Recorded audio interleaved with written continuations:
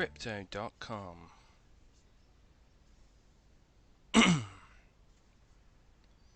Cute.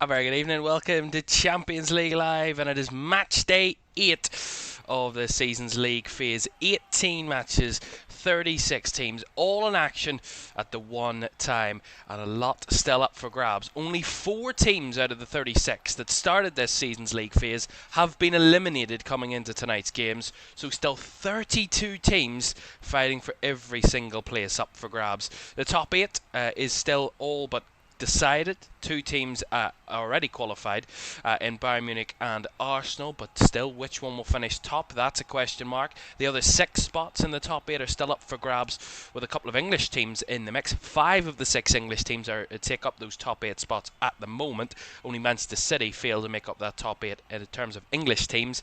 The top 16 will be the seeded teams, so 9th to 16th will be the seeded teams in the knockout playoffs, and of course 17th to 24th will be the unseeded teams for the knockout playoffs. And of course, anybody that finishes 25th or lower will be eliminated from this season's competition. So much to get through tonight, and of course we'll tell you what each English team needs to go through, and then we'll keep you right up to date with all 18 games kicking off in around about 8 minutes time here on LFS this evening. Let's bring you a full comprehensive look at all the games. Ajax host Olympiacos, Juventus head to Monaco, Arsenal take on Qarabag Almaty, with both sides already decided their fates in this season's competition. Arsenal already qualified for the top 8, Qarabag already eliminated. Athletic Club take on Sporting, it's Bodo Glimt heading to Atletico. Barcelona host Copenhagen, Villarreal head to Bayer Leverkusen. It is Benfica against Real Madrid, and Jose Mourinho against his former team. A great European tie at Signal Iduna Park as Borussia Dortmund host Inter Milan. It's Marseille away at Bruges. It's Frankfurt against Spurs. It is Liverpool against Qarabag, our feature game here on LFS. Manchester City host Galatasaray. It's Chelsea's trip away to Napoli. PSV host Bayern Munich. Pafos take on Slavia Prague. And a huge game at the Parc des Princes as the champions Paris Saint-Germain host Newcastle, and then Atalanta's trip away at Union Saint-Gilloise.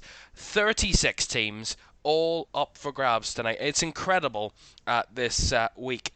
And only 4 teams, as I said, are eliminated coming into tonight. These are Qarabag Almaty, who head to Arsenal, Villarreal, who head to Leverkusen, Slavia Prague away at Pafos, and Eintracht Frankfurt, who host Spurs this evening, which could help Spurs go through with Frankfurt already eliminated. But those are the 4 teams that are guaranteed eliminated. Every other team still has a mathematical chance of going through to the top 24 at least coming into tonight's fixtures, which makes it so incredible that it is going to be crazy, I gotta tell you. It's 63 goals on match day 8 last season out of our 18 games. Will we get more? Will we get less? Who knows? But I guarantee you it will be blockbuster from minute 1 to minute 90 plus, and you do not want to miss it tonight. But let's tell you what the permutations for the English teams are. So starting with the most beneficial team, so from the highest team to the lowest. So Arsenal, top at the moment. They're guaranteed a top 2 finish no matter what happens tonight. But there is a scenario, however how slim, but there is a scenario where Bayern could finish above them. They would need a big goal swing. So Arsenal are all but guaranteed top spot, which would, the top two, confirm that they will get a home leg advantage in the second leg of the knockout rounds all the way through the rest of the competition, a top two finish. At Liverpool, a win tonight against Qarabag will secure a top 8 spot. And the top 4 spot that would guarantee Liverpool will have home leg advantage all the way to the quarter-finals in the second leg. A draw could be enough. However, there are 9 teams below Liverpool tonight to start the night that could finish on 16 points or more. Liverpool are on 15. If they draw, that would be 15 points. A defeat would make it even more difficult for Liverpool because they are on 15, but it would mean there's still an advantage over a number of other teams. They're not as risky as others, but Liverpool win would secure top 8. The same for Spurs. They're just a point below Liverpool in 5th. They are on 14 points. They would secure a top 8 if they win away at Eintracht Frankfurt. A draw could be enough. However, like Liverpool, if they draw, there are teams below them that could capitalise. 8 teams could finish above Spurs on points tonight if they were to draw, and a loss would mean that 10 teams could finish above Spurs, so they would need a lot of help if they were to fail to win tonight's Spurs. For Newcastle, it is much more difficult. Their tie is much more difficult away at PSG, but a win, if they can pull it off at the Parc des Princes, they would be guaranteed top 8 with Newcastle. A draw or a loss, as I said, would be more difficult to progress, as 8 teams below them are within 2 points starting the night, which means that if they drop points, it looks very difficult for Newcastle to secure that, with a lot of other teams right down their neck. For Chelsea, they're in 8th coming into tonight, so they need very little room for error for them tonight, if at all. They win, it could secure top 8. Goal difference could come into action here if it really needs to, but very unlikely that would happen, but you never know. A draw or a loss, though, for Chelsea would be incredibly difficult, with only one team below them on 13 points would need to win to secure a top 8 spot above Chelsea and knock them out, because they're the last remaining team in the top 8. They would really have very little room for error, the Blues. For Manchester City, it's a lot more difficult for them. They could secure a top 8 spot with a win, but they need other results as well, City. With that defeat to Bodo Glimt last week, they now sit in 11th on 13 points, but they need other results. Goal difference could be a big factor for City tonight, but they also need some help in hand as well. A draw or a loss would make it almost impossible for City to finish in the top 8, unless a lot, and I mean a lot, of results go in their favour. But the key fixtures, of course, Arsenal taking on Kairat Almaty. They're decided. The other English sides in action: Liverpool hosting Qarabag, our feature game. Spurs away at Frankfurt. City hosting Galatasaray. Chelsea away at Napoli. And the big one, PSG away at Newcastle, or at home to Newcastle, shall I say, in that one, amongst every other game. So there is so much to keep your eyes on tonight. It is going to be one of those crazy nights where we're going to be scrambling to keep up to date with it, but we will ensure that you can get as much of the action as possible here on LFS this evening. And Liverpool v Qarabag is our feature game. Let's bring you the team news for this one, starting with the home side in Liverpool, who, as I said, a win would secure a top 8. Qarabag, they're in 18th tonight themselves. If they get anything at Anfield, they would be in a very fortuitous position to progress to the knockout playoffs. Alisson is in goal for Liverpool. Frimpong is at right back. Ryan Gravenberch comes in alongside Virgil van Dijk with no Joe Gomez. He's injured. And of course, Ibrahim Konate still out with compassionate leave. And we wish him all the very best with that. And Gravenberch deputises at centre back alongside the captain Virgil van Dijk. Robertson comes back in at left back after Milos Kerkez performed so well away at Marseille last week. Alexis McAllister is alongside Szoboszlai in midfield with Florian Wirtz in the 10. Gakpo on the left, Salah on the right, and Ugo Ekitike, the Liverpool leading scorer, he starts up front. On the bench for the Reds tonight, a strayed bench for Arne Slot tonight. Just 9 players on there. You can name up to 12 in the Champions League. Mamadashvili and Woodman, the 2 goalkeepers. Kirkez, Nalo, Endo, Nyoni, Morrison, Chiesa and Ungamoa. Good to see Federico Chiesa back on the bench for Liverpool. I'm sure they'll be happy with that. But still no Gomez, Kanate, Isak, Bradley, of course, who are longer term injuries. For Qarabag, they start with a back 4 as well. Kolashki is in goal. Silva, Mustafazada, Medina and Karla Quelov starts at left back. Bicalo and Jankovic are in midfield. Montiel in the 10, Andrade on the right, Zubair on the left, and Duran leading the Qarabag line. On the bench, Buncic, Ramazanov, Husseinov, two Husainovs, shall I say, Badavi and Abbas, Byronov, Mimi, Adai, Kashchuk, Kouakau, Bolt, Kurblani, and of course Akmonadze. It is a huge game at Anfield. Liverpool, if they win, are guaranteed top 8. Even top 4 will be guaranteed with a win tonight, Liverpool, no matter what happens elsewhere. And Qarabag could progress to the knockout stages. It could be a historic night for them too. It is Liverpool against Qarabag and 17 other games in the Champions League on the way now.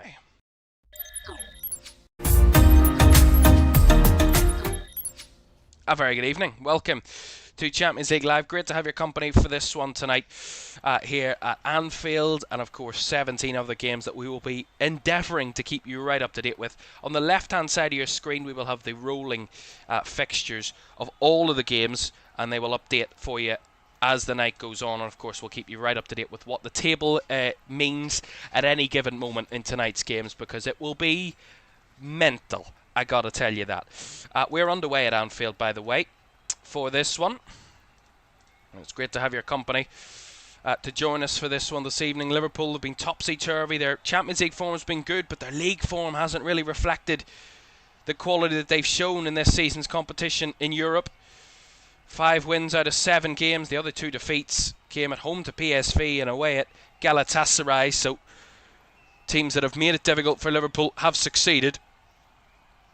But 5 wins out of 7 has them in a position going into this evening's game with a win, knowing that they have guaranteed a top 8 spot with victory. Of course, this time last season, Liverpool were away at PSV Eindhoven, and they had won 7 of their 8 games in the Champions League knockout league phase, shall I say. They ultimately lost that 8th game, albeit it didn't matter. They still finished top of the Champions League phase table. Here's Cody Gakpo. Chops inside onto his right foot, lays it off to Weerts. Liverpool playing early here. Weerts down the left. Robertson tries the cross. It was blocked. Out for the Liverpool throw down that left-hand side. A little bit of issue here with our graphic. We will try and resolve that for you. Actually not sure what's happened, but I'll endeavour to resolve that issue for you.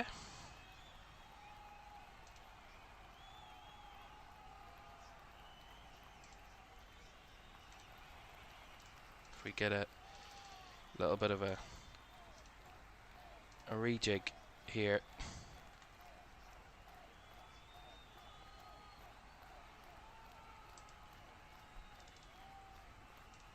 And we'll keep you up to date with these scores, because there is a lot of action already underway and some goals, as Frimpong's gone down here for Liverpool early doors, and they're going to need some treatment. And this is not good for Liverpool. They don't need more injuries.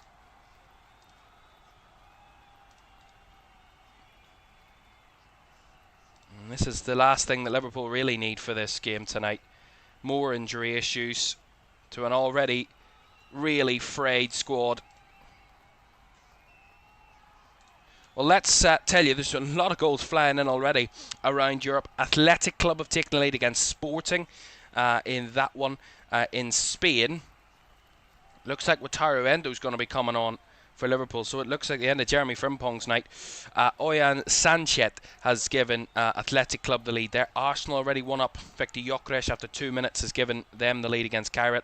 Arsenal looking to win 8 out of 8 in the Champions League. Spurs thought they'd taken the lead away at Frankfurt, but that's been disallowed, so it's still goalless there. And VAR checking something in the game between PSG and Newcastle. Will update you as and when. But an early injury issue for Liverpool here. Jeremy Frimpong down, and the man ultimately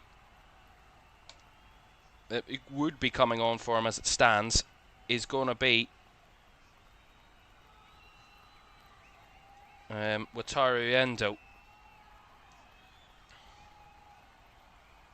And this is more to the point of where Liverpool's problems have really kind of come from this season, is these major injury issues that Arne Slot has had to deal with at the same time as having to deal with the inconsistency in results at the same time as well. And it is a body blow for the home side to lose a key player this evening. He's actually performed quite well in his games. And we should have those graphics fixed for you, by the way, for the goals down the left-hand side of your screen.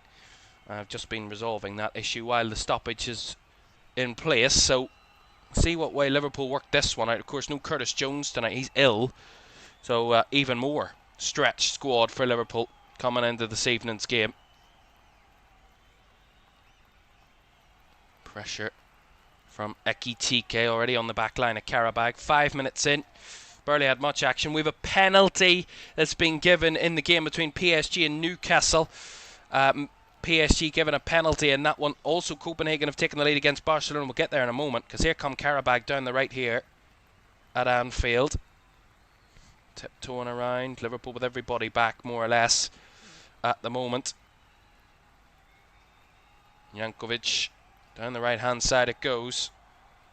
To Silva, worked into the box, away by Van Dijk, and Robertson there to clear his lines. Right, let's update you then. PSG had a penalty that has been missed, by the way, in the game at the Parc des Princes. Paris Saint-Germain with the opportunity to take the lead. Ousmane Dembele, the Ballon d'Or winner, who's been linked with moves away in the last few days, he had the penalty, and it was saved by Nick Pope, the Newcastle goalkeeper. Here come Liverpool. Cody Gakpo cuts it across. Bodies in the box here. Florian Wirtz had the shot was blocked and then cleared away.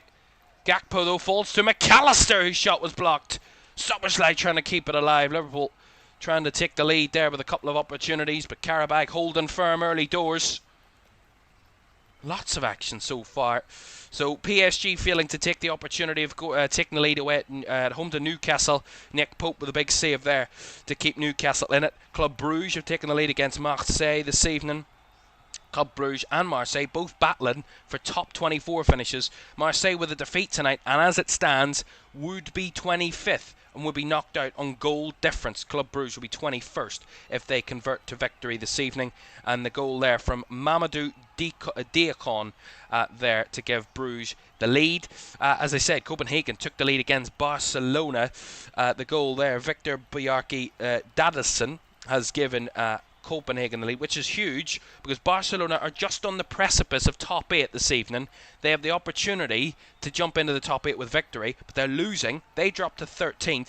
Copenhagen up to 20th as it stands. They were outside the top 24 coming into this evening's games, Copenhagen. They are 20th as it stands in that one, and they lead there in Barcelona. Right, here come Qarabag. Trying to work it down the right-hand side, Jankovic. And Montiel worked it back all the way back to the centre-backs here for Qarabag. Every time I look round, there's something going on. I mean, you'd think I'd be used to this from last season, but my God, it's crazy. Kairat Almaty have levelled against Arsenal at the Emirates. A man called Jorginho is his name, and he is equalised. It's not the Jorginho that was at Arsenal. I don't believe it was anyway. No, it wasn't. Of course it wasn't. But he is levelled for Kairat. So, albeit that game has nothing riding on it really. One's top and one's bottom. And they both guaranteed where their positions are going to be. It is 1-1 in that one at the Emirates. Right, let's keep a little eye on elsewhere. We have a goal at the Parc des Princes. I told you that PSG had a penalty saved by Nick Pope to deny them an opening goal against Newcastle United. Well, they have taken the lead now, PSG. It's from open play, and it's Vitinha inside 8 minutes has given the champions of Europe the lead, and a win would take them, as it stands, with everybody else drawing in and around them, up to 3rd. Here come Qarabag. This shot straight at Alisson by Andrade, I believe that was.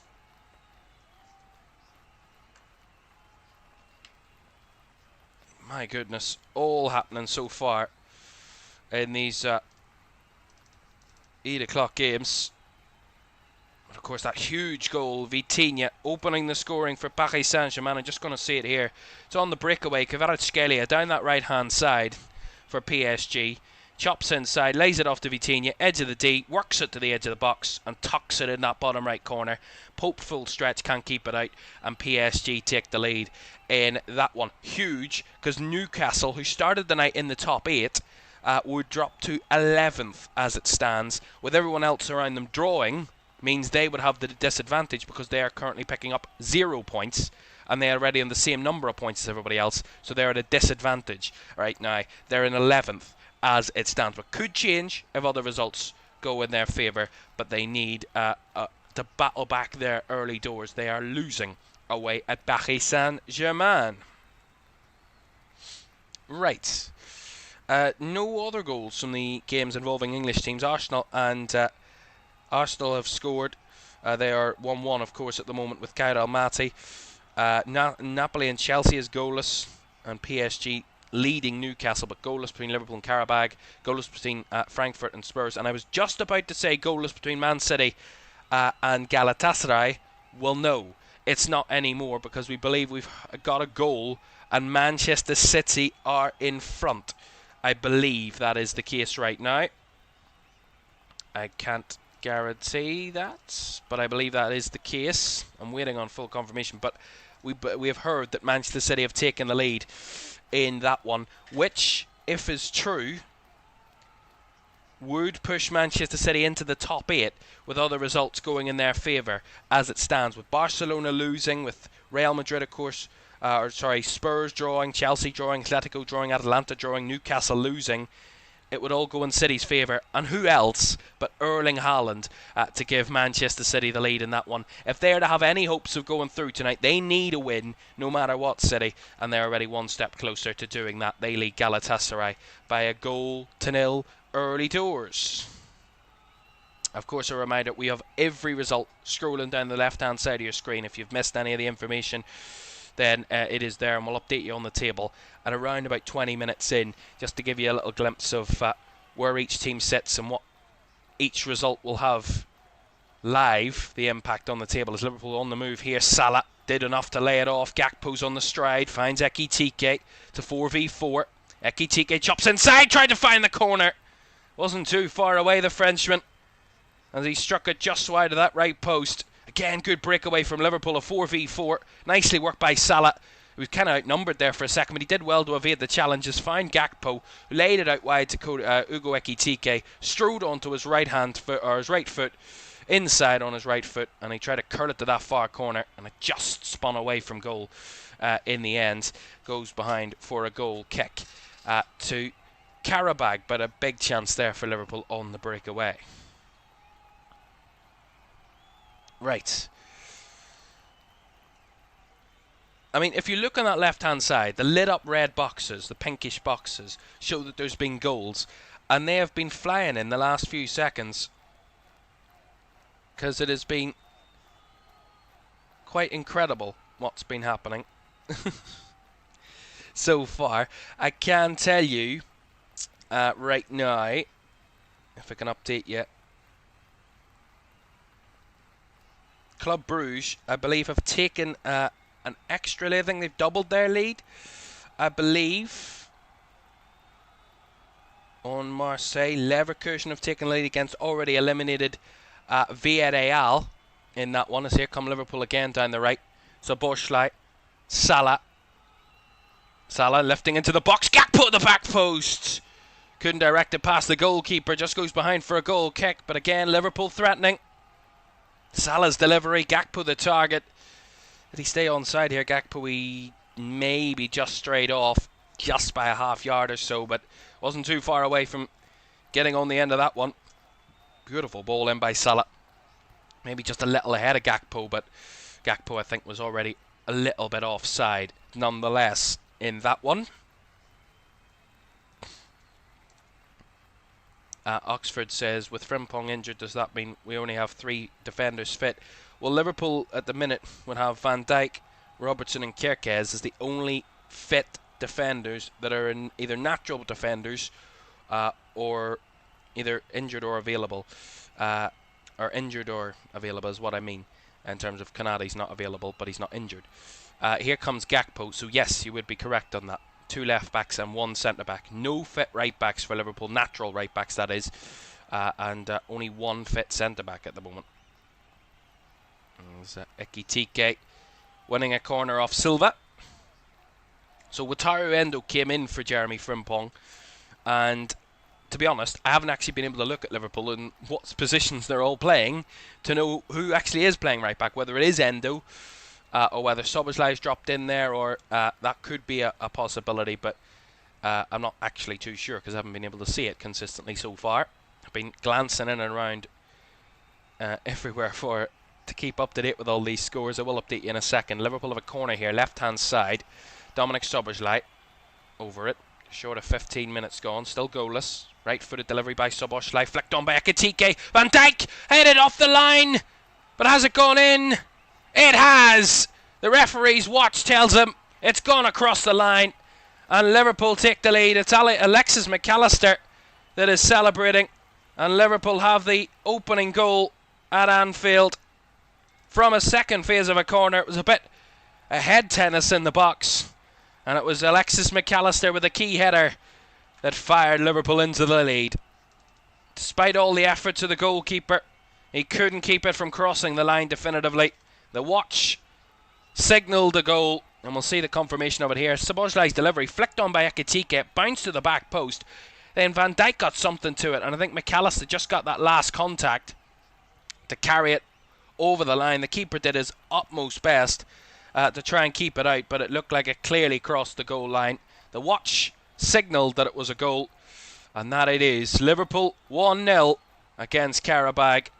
Remember, Arne Slot knows a win tonight for his team would guarantee a top 8 spot, and also would guarantee a top 4 spot at least for Liverpool this evening. If everyone else above them that started the evening wins, they would be 4th, but they could be higher if other results go their way and they win. And Liverpool lead by a goal to 0. Big goal for Liverpool. Right, let's recap, because there is so much has happened in that 30 seconds that I've updated you on a Liverpool goal. So much has happened. Arsenal have retaken the lead. They're 2-1 up now. Kai Havertz with the second goal. It's 2-1 to the Gunners. Athletic Club 1. Sporting 1. Sporting have equalised. Ousmane Diomande with the equaliser. It's 1-1 there. I'll tell you what that means in a moment. Atletico Madrid have taken the lead. Alexander Sorloth has given them the lead against Bodo Glimt. That would push them up into the top 8 and put a bit of pressure on Manchester City. Barcelona still 1-0 down against Copenhagen. Leverkusen are 1 up against Villarreal in that one at the Bayer Arena in Leverkusen. At the moment, I'm not able to see who scored because the screen is frozen for a split second there, but I should be able to tell you in a moment. Do apologise. Benfica and Real Madrid are still goalless. Dortmund and Inter still goalless. Club Brugge are 2-0 up against Marseille. So as it stands, Marseille would be eliminated as it stands. It's still goalless between Frankfurt and Spurs. Liverpool 1 up against Qarabag. City 1 up against Galatasaray. Still goalless between Napoli and Chelsea. PSV and Bayern still goalless. Pafos have taken the lead against Slavia Prague. Vlad Dragomir has given them the lead. PSG are 1 up against Newcastle, and Union Saint-Gilloise against Atalanta is still goalless. The Leverkusen goal scorer, by the way, was Malik Tillman, as Leverkusen won to the good there. I mean, if that wasn't comprehensive, I don't know what is, because that was mental. And it's all to come throughout the evening, all of this. And I love it. I absolutely love it. There's a penalty in Naples to tell you about, and we believe that it is a penalty for Chelsea in Naples. Could Chelsea be given a helping hand by a Napoli side who, as it stands, they need a win no matter what to go through at any stretch tonight. They lose or draw tonight, Napoli, as it stands, then they will be eliminated. Not even knockout playoffs, they will be out of the competition completely, and they have given away a penalty against the Chelsea side who, as it stands, with Atletico winning and Man City winning and PSG winning, Chelsea drawing would mean they would be outside the top 8 only by a point. They are 9th as it stands, Chelsea, with every other result, and they have now taken the lead. The world champions, Enzo Fernandez, I believe that is, that's over it, and he has given Chelsea the lead from the penalty spot. I'll just see it here. Stepping up was Enzo Fernandez. taking its time. I mean, it's like a 20-second stop here, and he's tucked it in the bottom left corner. Does well against the Napoli goalkeeper. So Chelsea lead by a goal to nil, which rejigs the table once again, pushes Chelsea up to 6th, drops Spurs now out of the top 8. They're down to 9th with them drawing. Atletico Madrid, Man City, Chelsea, all making up those 6th to 8th spots, with wins for each of those teams, moving them in different places around the table so far. Incredible. Only 2 teams at the moment inside the top 8 aren't winning, and that is Real Madrid and Bayern Munich. But draws for those, as I said, could still see them through with their fortuitous points tallies coming into tonight's fixtures. So much to tell you. We'll show you the table in full in a moment, and I'm sure it will change, because why wouldn't it? So much is happening that the table will swap all the way throughout the night. I mean, it's absolutely mental. Absolutely mental. Yeah, what a hell of a goal for Paphos, I gotta say. Just seen that Paphos goal. Incredible finish for Paphos. Remember, they are debutants in this season's competition. A win at the moment for them wouldn't be enough, because as it stands, goal difference is going against them. There are 9 points, but goal difference is not in their favour. Here comes Wirtz for Liverpool, 2-0. Florian Wirtz doubles Liverpool's lead. And just as I was updating elsewhere, Liverpool on the breakaway. It's Ekitike finding Wirtz, held off his man, tucked it in the bottom left corner. Liverpool 2 to the good.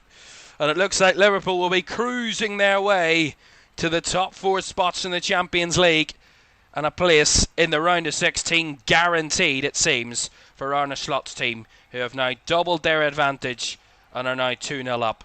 And it is Florian Wirtz, who's had a good run of form as of recent. It's good work from Ekitike, winning his battle against his man, striding away. Lovely little ball towards Wirtz, who set it up nicely. Keeper was rooted, and a nice finish into the bottom left corner.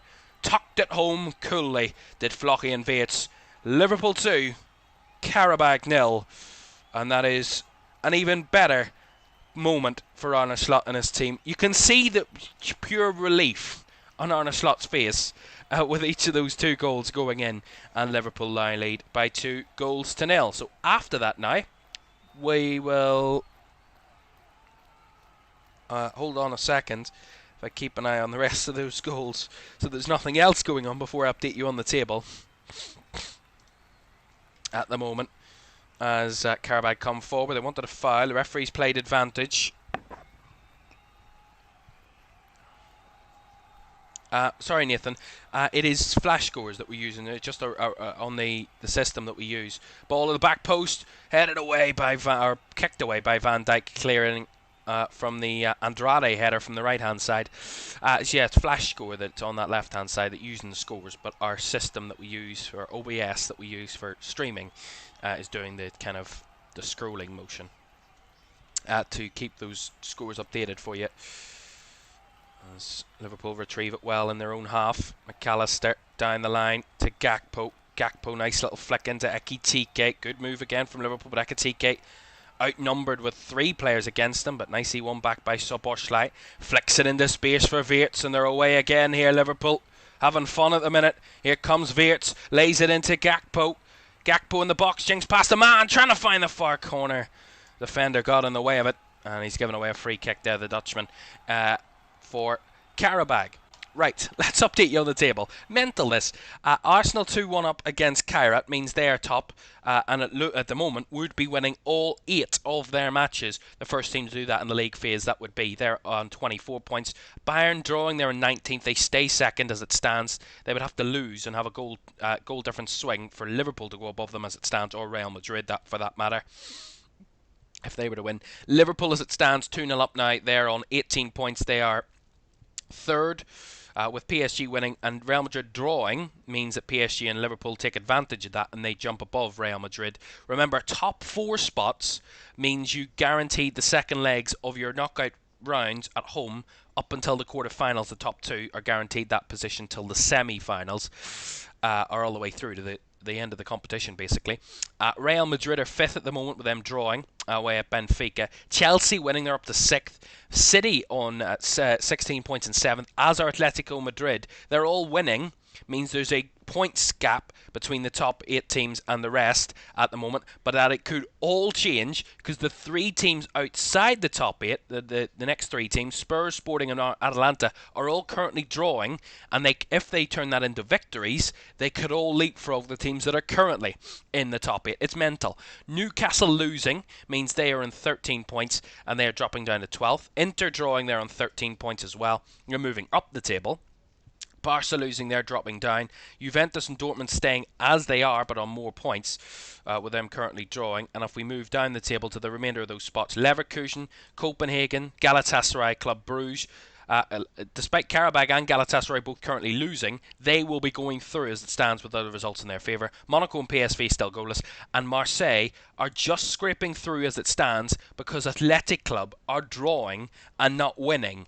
And they would, despite losing at the minute, Marseille, goal difference would be holding them in those positions. Right, here come Liverpool again. Salah down the right-hand side. Salah works it into the box way ahead of Gakpo. Behind Ekitike and out for the goal kick. Every time I look forward, either one of these two teams are attacking, and Liverpool or Qarabag. And Ryan Gravenberch there, maybe a little bit fortunate that there wasn't a penalty there given against them. Looked a little bit awkward defensively there at Ryan Gravenberch, of course, alongside Van Dijk at centre-back for Liverpool this evening. But it looks like VAR haven't really recommended anything to the referee, and the referee didn't see it on the field as a penalty, so we play on. But Qarabag felt a little hard done by. Liverpool maybe a little bit fortuitous to not concede a spot kick there a little bit maybe. Van Dijk plays it in the midfield. Weerts, lovely little flick. So Liverpool continue to apply pressure. Keep their high tempo start going. They've had 7 shots, Liverpool, so far. 2 on target, and they've scored both shots on target to this point. It's a 50-50 percentage game, so with the ball that they've had, Liverpool, they've been threatening, really threatening with it, and they've really taken advantage of those early moments. Finding the net twice of Arne Slot's team. Here comes Salah. And 3 in the box. Salah tried to drift it towards Weerts, but the number of white shirts and Medina as well that made the key block. And now here come Qarabag on the breakaway. End to end this game at the moment. Down the right hand side comes Andrade. Walks it into Montiel, who's well challenged by McAllister, but it's found its way back to Montiel, I think that was, and Salah is just going to retrieve it back for Liverpool in his own half. Good track in there from the home side. So as it stands, with the results going as they are, with Liverpool winning, Arsenal winning, Chelsea winning and City winning, that's 4 of the English teams all winning at the moment. They will all be going through as Gakpo strode right down the throat of the goalkeeper. And the teams that would be missing out right now are Spurs and Newcastle. Spurs drawing means they won't have enough points-wise. They'd be in 15, and with other teams above them winning, or in and around them winning, means they're at a disadvantage. They're 9th at the moment, Spurs, but a win and other results staying the same would push Spurs back into the top 8. As on the left-hand side, work ball into the area, well blocked by Wataru Endo, behind for the Qarabag corner, and Newcastle currently losing would be outside the top 8. Yeah,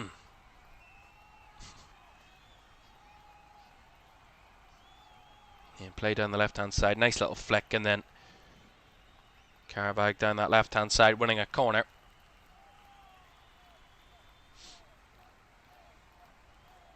Well, we've had our crazy dramatic start with loads of goals flying in early doors, and now I think everybody's just settled into their respective matches as the corner cleared away at the front post by Robertson. I think that was made the connection. Whip back in. It's a little deep.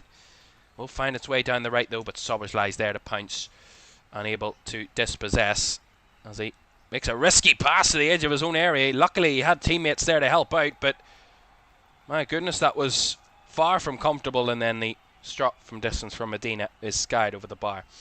Right, couple of goals to tell you about just come into us. Manchester City have now doubled their lead, we believe, in that one there at the Etihad. Remember, as it stands, with City winning and others not, they would be top 8. But again, as I said, City are the English team at the most disadvantage, even if they win, because of their points tally coming into today's fixtures and their goal difference, which puts them in a much more difficult position. But as it stands, they would be going through the top 8. As here come Liverpool again down the right. Salah chops onto his left foot. Salah chips it into Wirtz. Wirtz with the first touch, but it's pounced and cleared away by the Qarabag defence again. I think it was Medina again who made the clear tackle. Put it out for the Liverpool throw. So City 2 up. Ryan Cherky has doubled the Manchester City's lead.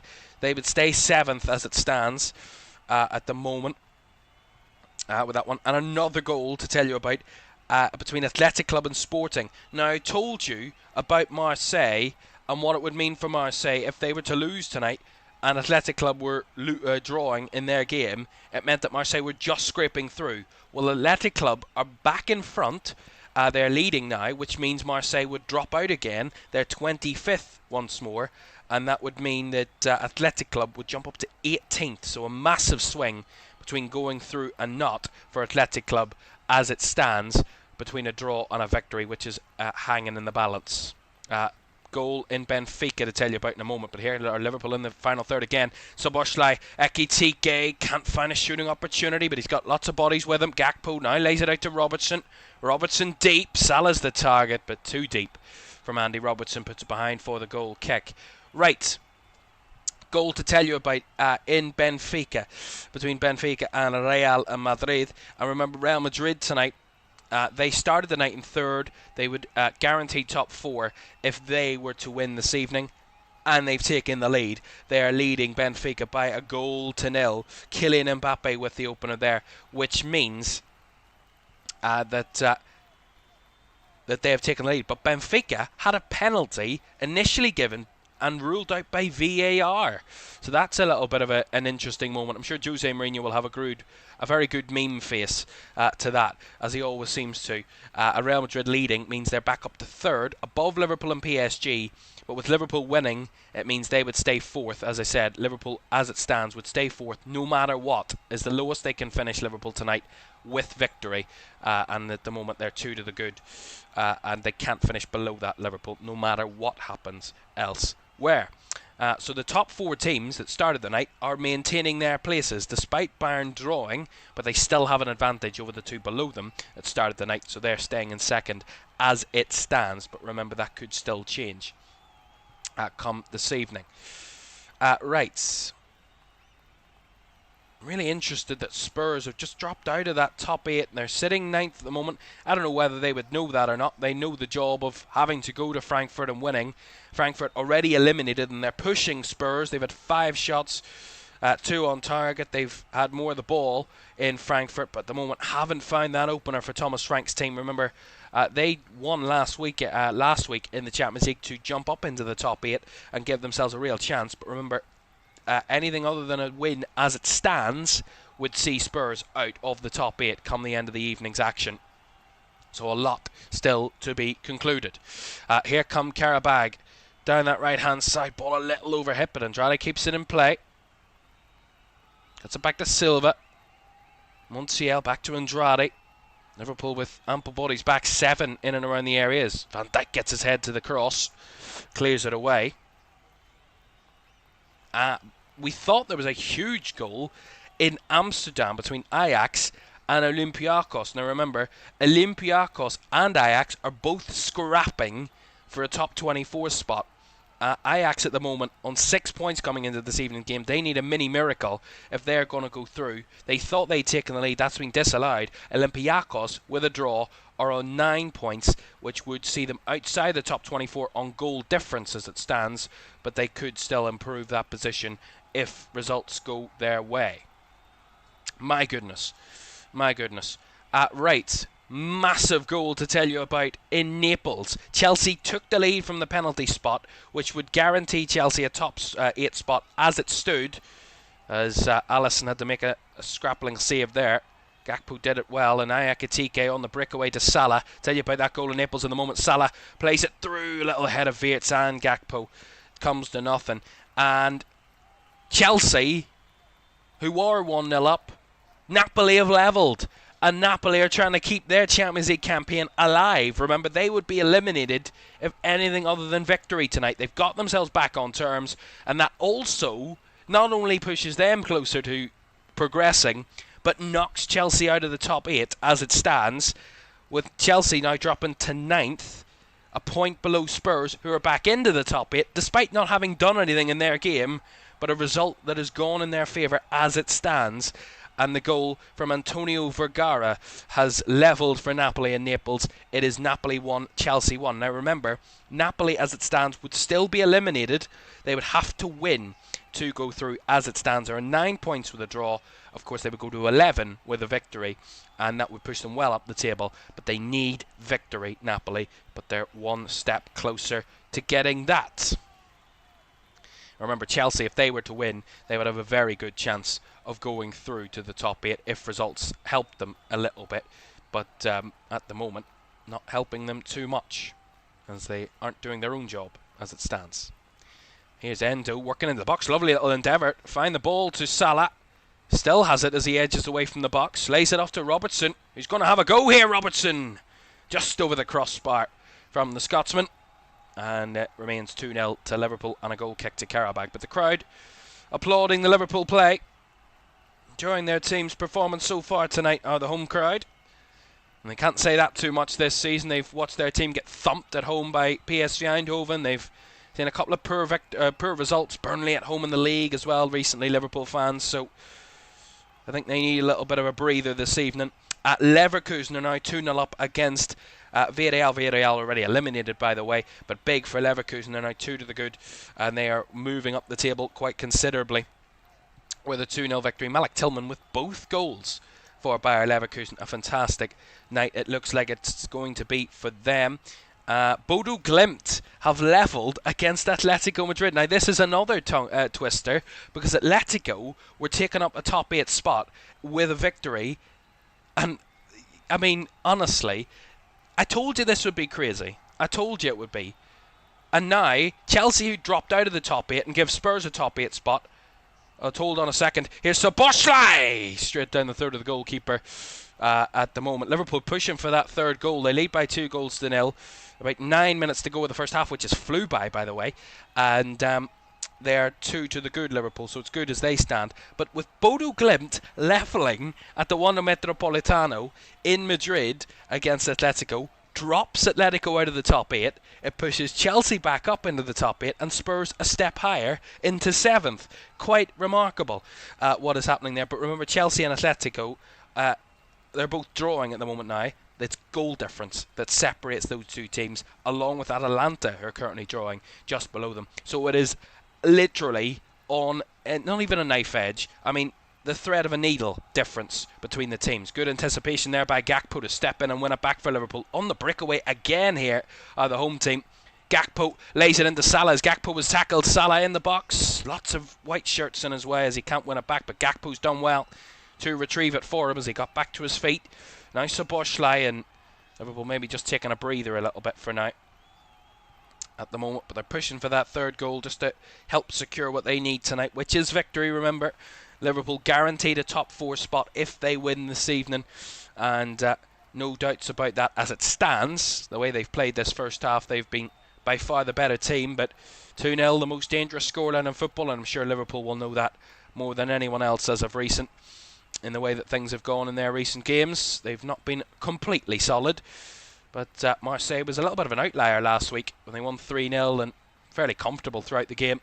Here's Szoboszlai, fairly comfortable so far in this one. Van Dijk pinging the ball out to Robertson on the left channel. They're playing it nicely here. Liverpool again. Wirtz, Ekitike, back to Wirtz, dribbling his way through. Wirtz wanted to shoot and, well, blocked again by the Qarabag defence, but Liverpool knocking on the door for that third goal as Szoboszlai wins it back. They're all over the place as a deflection.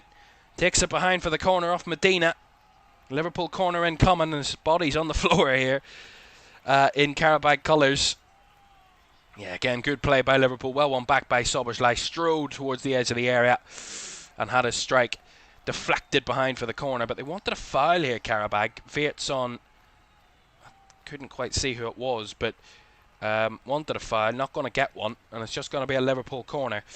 Arsenal have now extended their lead against Carrot. It's 3-1 now. Gabriel Martinelli with the goal has added an advantage to Arsenal's lead, which looks like they will make it 8 wins out of 8 in the Champions League phase as it stands. But of course, still a long way to go. But it looks like Arsenal are home and hosed, it seems, and we're not even halfway through the game. Corner to go then for Liverpool, taken short. Szoboszlai and Wirtz with a little link up. Back to Szoboszlai, cuts it across low and cleared away. Once again by Qarabag, who are doing their very best to hang on here. They're only being 2 goals down. Here's Wirtz tiptoeing his way towards the box. Finds Szoboszlai in space. Tried the curler again, blocked. Back to Gakpo, who felt he got a deflection but wasn't seen by the referee, or not given anyway. Goal kick to Qarabag. Right. Not more goals to tell you about at the moment. We've had a little bit of a lull period, but still, there's a few key games that are goalless. Remember, Dortmund and Inter is a huge game at the moment because either one of those two could mathematically still go through in the top 8. It's unlikely, but they could mathematically go through in the top 8. If Inter were to win this evening, they would be on 15 points, and their goal difference would be close to those top 8 teams, which could very much push them into those top 8 spots as it stands. Dortmund a much trickier task. They need results massively to go in their favour and to win to go anywhere near a top 8 finish, but they're both all but guaranteed top 24 places and knockout playoff places. So maybe both are happy enough at the moment, but it's goalless there. It's goalless between Ajax and Olympiacos, both trying to recover their seasons in the Champions League. A win for either very much could see them into the playoffs. Monaco against Juventus at the moment, as it stands, both would be going through to the knockout playoffs. But remember, Monaco in a much more treacherous position. They're just a point above the elimination zone, so they are in a very difficult spot. But remember, they are at home to Juventus at the moment. Juventus, who are further clear at the moment. Nothing between those two sides. As well, between Frankfurt and Spurs. Spurs have been up and down the whole night. I mean, it's yo-yo from Spurs so far. They're in 7th at the moment, with Chelsea drawing and Atletico drawing. But remember, if both of those turn it back into victories, Spurs will be back out again. So Spurs need to do their job still, which is win, and they're in. But at the moment, it is goalless between those two teams at that one in Frankfurt. Remember, Frankfurt are already eliminated. Here come Ugo Ekitike down the left-hand side for Liverpool. Cuts inside on his right foot, looking for the shooting opportunity. And as he let rip, it just skipped wide of that left post. And I think it took a deflection on the way through from the Frenchman. And that's going to be a corner. See it again. Waiting and waiting and waiting for the right opportunity. When he did get his shot away, took a deflection, carried it wide, and carried it wide for the corner.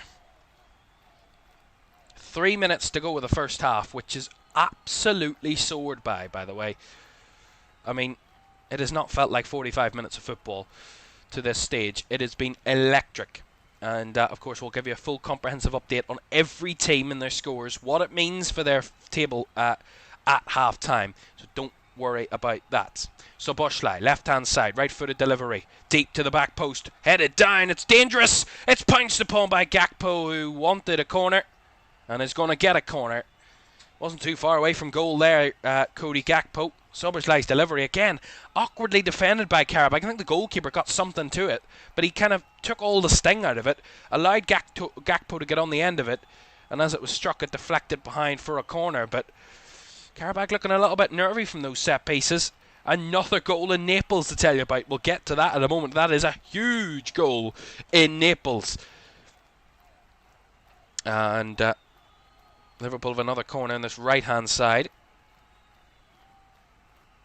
Arm in the air. The back post by Salah. Salah delivers in. Up and away. And booted away by the goalkeeper. Kept alive by Szoboszlai. Or Salah, sorry. Apologies. Gravenberch to Salah. Salah. Body's in the area if he can find one. Gets a little bit of space. Whips it in. Flick on header! Has just deflected wide. Gakpo again. And I don't know if the goalkeeper got something to that to deflect it wide, or if it was a defender. But either way, it's gone wide. And that should have been 3-0. Beautiful ball in by Salah. Deft ball. Gakpo got away from any sort of marker. Free header. And he just had it deflected away from goal. I mean, the many chances Cody Gakpo's had tonight to score, and it's just not gone for him so far. 3 or 4 chances he's had, and they've all either been deflected wide or saved or stopped. Here they come again. So Boschlei deep, whipped in, and Van Dijk up into the air, and I think the foul's been given for offside. So free kick to Qarabag. Right, big goal in Naples, I told you, between Napoli and Chelsea. Chelsea took the lead from the penalty spot. Napoli levelled it. Remember, Napoli need to win if they're to go through at any stage tonight. And they are now winning. Napoli have turned it around. Rasmus Højlund has given them the lead. And Oliveira with both assists for both goals. Incredible. Rasmus Højlund with a lovely little finish at the front post. Good ball by Oliveira. And Napoli now lead by 2-1. That pushes them to 19th. That would drop Chelsea to 12th. They would be outside the top 8, and it would give Atletico another spot in the top 8 once again, despite drawing at the moment. Napoli leading Chelsea in Naples, huge. Pafos against Slavia Prague. Slavia Prague have now levelled right on the death of half-time. Chalopek has given them the leveller. Remember, they already eliminated Slavia Prague. Pafos still mathematically could go through, but remember, need a lot of results in their favour. But at the moment, it is 1-1. No updates from PSG against Newcastle. Still 1-0 after Vitinha's early goal. Kvaratskhelia had to come off through injury in that one as well. And Dembele had a penalty saved by Nick Pope. So it's all happened there, but only the 1 goal to show for it as it stands. So Newcastle not out of it yet, but in a tough spot. Heading towards half-time, as we will have 2 additional minutes at Anfield. And 2's the magic number for Liverpool at the moment. Alexis McAllister and Florian Wirtz, the scorers for the Reds, as they lead by 2-0. And Qarabag at the moment. Now remember, Liverpool guaranteed a top 4 spot with a win, but Qarabag are teetering very close to that elimination zone. They're on 10 points, even with defeat tonight. But remember, a few results just below them change, they could be outside that, and that could really see them back in fighting for top 24 places in the second half. But they are against it at the moment and need a little bit of help, which they are getting at the moment, Qarabag, because they're still in the top 24 as it stands, but they're 23rd and are just 1 or 2 change of results away from being pushed out of that position. Right, last few seconds of the first half here, and then we'll take a break and recap every half-time score for you when it happens in a few minutes. As Silva down the right for Qarabag, 40 seconds of the first half to go at Anfield. Trying to work it in between the lines here as the ball over the top. Robertson should deal with it and clears it away. Qarabag trying to push for one little chance before half-time to try and give them something, a bit of belief before the break that they can get back into this game. Charging through here towards goal. Down the left-hand side it comes. Works it back into the middle. Everybody back behind the ball for Liverpool at the moment, trying to see this out to half-time, just to that 2-goal lead after they pushed countless times in that first half of the third. And Gravenberch does well to intercept. And that is half-time at Anfield. So, it is jobs are good at the moment for Liverpool, who are heading towards a top 4 finish after what has been a topsy-turvy season for them. But it looks like they will end the campaign with back-to-back victories as it stands in the Champions League. However, it's only half-time, but they do lead by 2-0. McAllister and Wirtz on the score sheets. It's all good in the red of Merseyside at half-time. It's Liverpool 2, Qarabag 0. A full comprehensive look at all 18 games. Hold on a second. Forget about that. Scrap it all. We'll go to a break in a second because there's been a huge goal in Paris to tell you about. The Parc des Princes. I told you Newcastle weren't out of it yet. Well, they are level against PSG. This is huge for Newcastle United. Joe Willock with the levelling goal in stoppage time of the first half has the European champions pegged back. And as it stands, with both of those two teams drawing, they both get a top 8 spot because Atletico are drawing, Atalanta are drawing, Chelsea are losing, Inter are drawing, and Barcelona are losing. 5 results that are going in favour of PSG and Newcastle, who are currently now drawing, which would send them both through to the to round of 16 automatically as top 8 teams. incredible the way this has swung so far, and Newcastle, as it stands, would be going through. Right, that is one big score. We'll tell you all about the rest when we come back in just a few minutes. Do stay with us.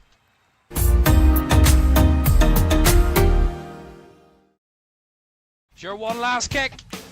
This is gonna be it. This is the moment. Vicario kicks this, and Liverpool are there. Liverpool are Premier League champions, and there it comes. Crystal Palace, for the very first time in their history, are FA Cup winners. Oh, he's found the net. Oh, what a goal! Kvaratskhelia is through, wants to add a fourth, and does so. Ahmad, oh my goodness me! That is absolutely unbelievable. Rice again.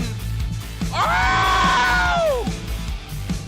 You thought he couldn't beat the first one. He's gone and battered it. Another whip ball in. The header is in by Virgil van Dijk. Incredible.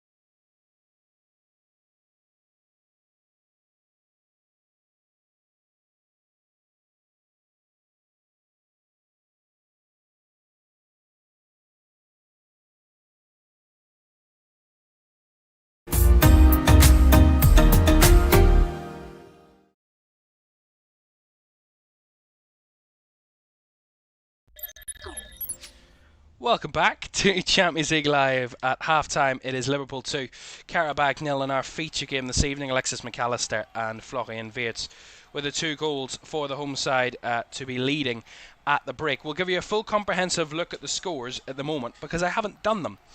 Because it has been that crazy that I didn't take into consideration that the manual scores that I have to do are going to be a lot harder for me to do, because I can't keep you right up to date with them all right at the same time. But I've tried my best in that first half to give you every single update that I could from all of those games. And I'll bring it up on the screen for you. I'll tell you what's happened in the game at Benfica in a moment. It's been mental, the end of the first half there. I can tell you exactly what's happened there, because that is nuts beyond belief in that one. You'll not believe it until I tell you what has happened. I'm just finishing off here, 2 wee seconds. But it is all good for Liverpool at the moment as it stands, as I say, because they are cruising their way through to the top 20, the top 8 spots. They would be top 4 guaranteed with victory this evening, Liverpool, no matter what happens. Here are the comprehensive half-time scores then from all the games. It's a lot of information to take in. I'll break it down for you. So let's start on the left-hand side. And Ajax against Olympiacos. Ajax thought they'd taken the lead, but it is still goalless at the break. So as it stands, Ajax, with everything as it stands, both will be eliminated. Olympiacos in 28th on 9 points. Ajax in 32nd on 7 points. Both could mathematically still go through, but it looks very difficult at the moment. Monaco against Juventus, another goalless game at half-time, but these two would both be going through as it stands. Juventus in 15th on 13 points, and Monaco, by the skin of their teeth, in 24th on 10 points. That would see them through as it stands, but they're teetering on the edge of elimination. Monaco. Arsenal already through, as we know, looking to make it 8 wins out of 8 as they are cruising their way through to the knockouts. And Qarabag looking to make it 7 defeats out of 8 in the competition this season. They are going out. They're already eliminated, but looking to finish bottom. Gyökeres opened the scoring for Arsenal, levelled by Montero, and then Havertz and Martinelli got 2 goals for the Gunners to make it 3-1. Athletic Club are leading Sporting by 2 goals to 1 at the break. They are both going through. Athletic Club in 18th, Sporting in 14th. 13 points for Sporting, 11 for Athletic Club as it stands. It's 2-1 there. Sanchez with the opener. Diomande then levelled for Sporting before Guruzzetta then gave Athletic Club the lead once more. Atletico Madrid are drawing against Bodo Glimt, and this result, as it stands, has had them in many different positions so far this evening. Atletico Madrid, they are 9th as it stands with a draw, and Bodo Glimt are eliminated with a draw as it stands. Alexander Sorloth gave Atleti the lead before Schievold had levelled for Bodo Glimt. Bodo would be knocked out as it stands with a draw, and Atletico, I always get those two mixed up. Atletico would still go through, but they would be 9th and have to play 2 extra games, of course, next month to progress to the round of 16. Barcelona losing at home to Copenhagen. That is the big shock so far, but Copenhagen have a lot to fight for themselves. Daddison with the only goal of that first half, a goal and a win as it stands that would see Copenhagen through to the knockout stages. Any other result as it stands, if they were to be drawing or losing at half-time Copenhagen, with the other results as they are, they would be eliminated. So they are winning and needing to win at the moment. Barca losing means they are dropping to 13th. They are still only a point away from the top 8, which means if they draw, they would be moving well up the table, and a win would be fantastic for Barca, but at the moment they are losing. 2-0 to Leverkusen at the break. Malik Tillman with both goals for Bayer Leverkusen. They are looking like they're going to secure a place in the top 24. They're 17th as it stands with victory on 12 points. They are 3 clear of 25th. Only defeat surely at this point would see them drop out. So victory for Leverkusen should be enough, and they're 2 to the good there. But look at what has happened between Benfica and Real Madrid. Now, the last I checked with you, it was 1-0 to Real. Kylian Mbappe opened the scoring. With so much going on at the end of that half, that they had scored 2 goals to reply Benfica to get back into the game. Shelderup then levelled, set up by Pavlidis in the 36th minute to level for Benfica. And Benfica now lead Real Madrid with a 50th minute penalty in the first half from Pavlidis converted. He missed one last week, remember. And that is seeing Benfica still going out, remember. That's mental. They're still going out, and they're leading Real Madrid by 2 goals to 1. They're 27th on 9 points. 10 points would get you through to the top 24 as it stands, and they mathematically can't get there. They need a little bit of help, Benfica. But at the moment, they would see Real Madrid drop down to 5th as it stands with other results going against them. They're on 15 points, Madrid. But they were winning in that first half at one point or another. Dortmund against Inter is goalless. At the moment, it would see both through still. Inter would be 11th, Dortmund would be 16th. So both will be progressing into the knockout playoffs. Inter could still get a top 8 spot, but they need to win and have a little bit of help from those above them. To the right-hand side of your screen, Club Bruges are 2 to the good against Marseille. Diacon and Vermont with the 2 goals that will see Bruges up to the top 24 as it stands on 22 points, in 22nd on 10 points. But Marseille will be 26th outside into the elimination zone, outside the top 24, and knocked out. But remember, a point the other way could swing it back in Marseille's favour. Or results, what we've already seen tonight, has seen them scrape through even while they're losing. Still goalless between Frankfurt and Spurs. Spurs need a win to guarantee a top 8 spot, but the results going in their favour at the moment means they stay 6th. They drop a place, but they're in 6th and would be going through to the top 8, even with a draw. So that could be a good one, but they win and they're guaranteed top 8 Spurs. Liverpool 2-0 to the good. They're guaranteed top 8 as it stands. They're 3rd.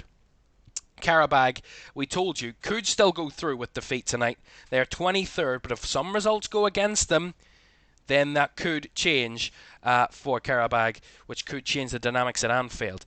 Man City 2 to the good against Galatasaray. They're having a little bit of help. Haaland and Cherki with the goals, but City having a little bit of help at the moment. Whilst winning themselves, they're in fourth on 16 points, which would see Manchester City through to the top 8, and which would be fantastic for them at the moment. Remember, they are the English team, that if other teams that started the night in the same number of points start winning, then they would be the most disadvantaged. At the moment, so many of those teams with so much pressure on them are not using that pressure to their advantage at the moment and not winning.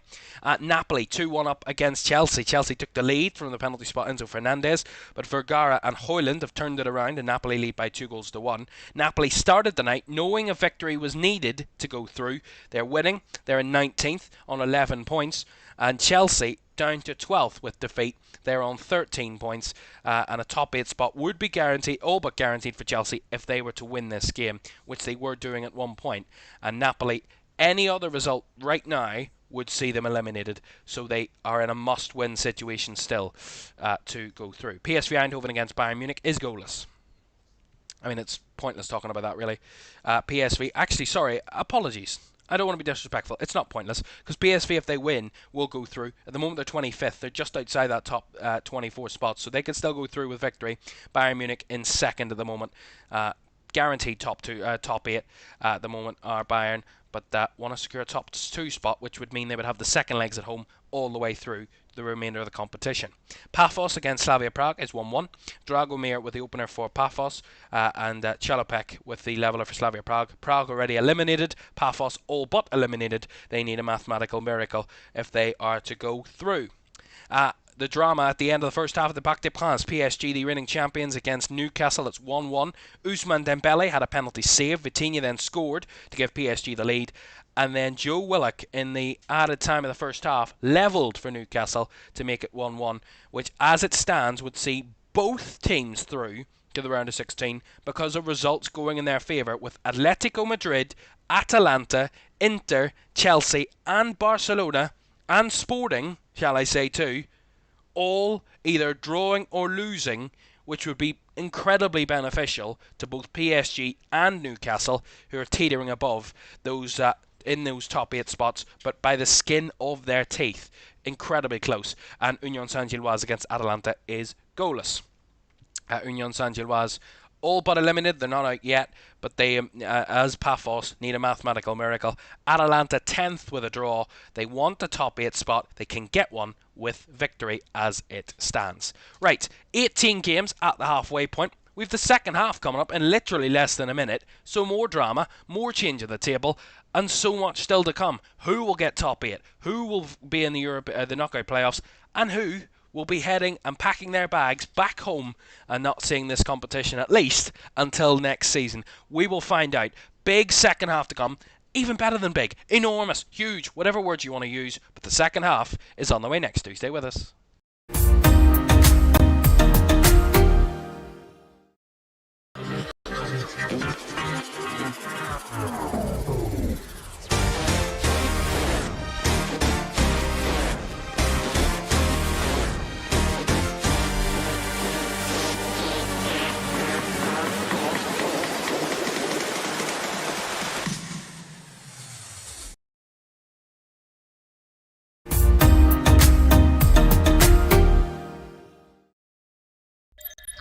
Welcome back to Champions League Live. Half-time in all of our games around Europe. Second half's on the way in just a moment, but a reminder for you, the knockout playoff draw to decide the 16 teams that will be playing in the knockout playoffs. Who will play who? The draw will be done on Friday.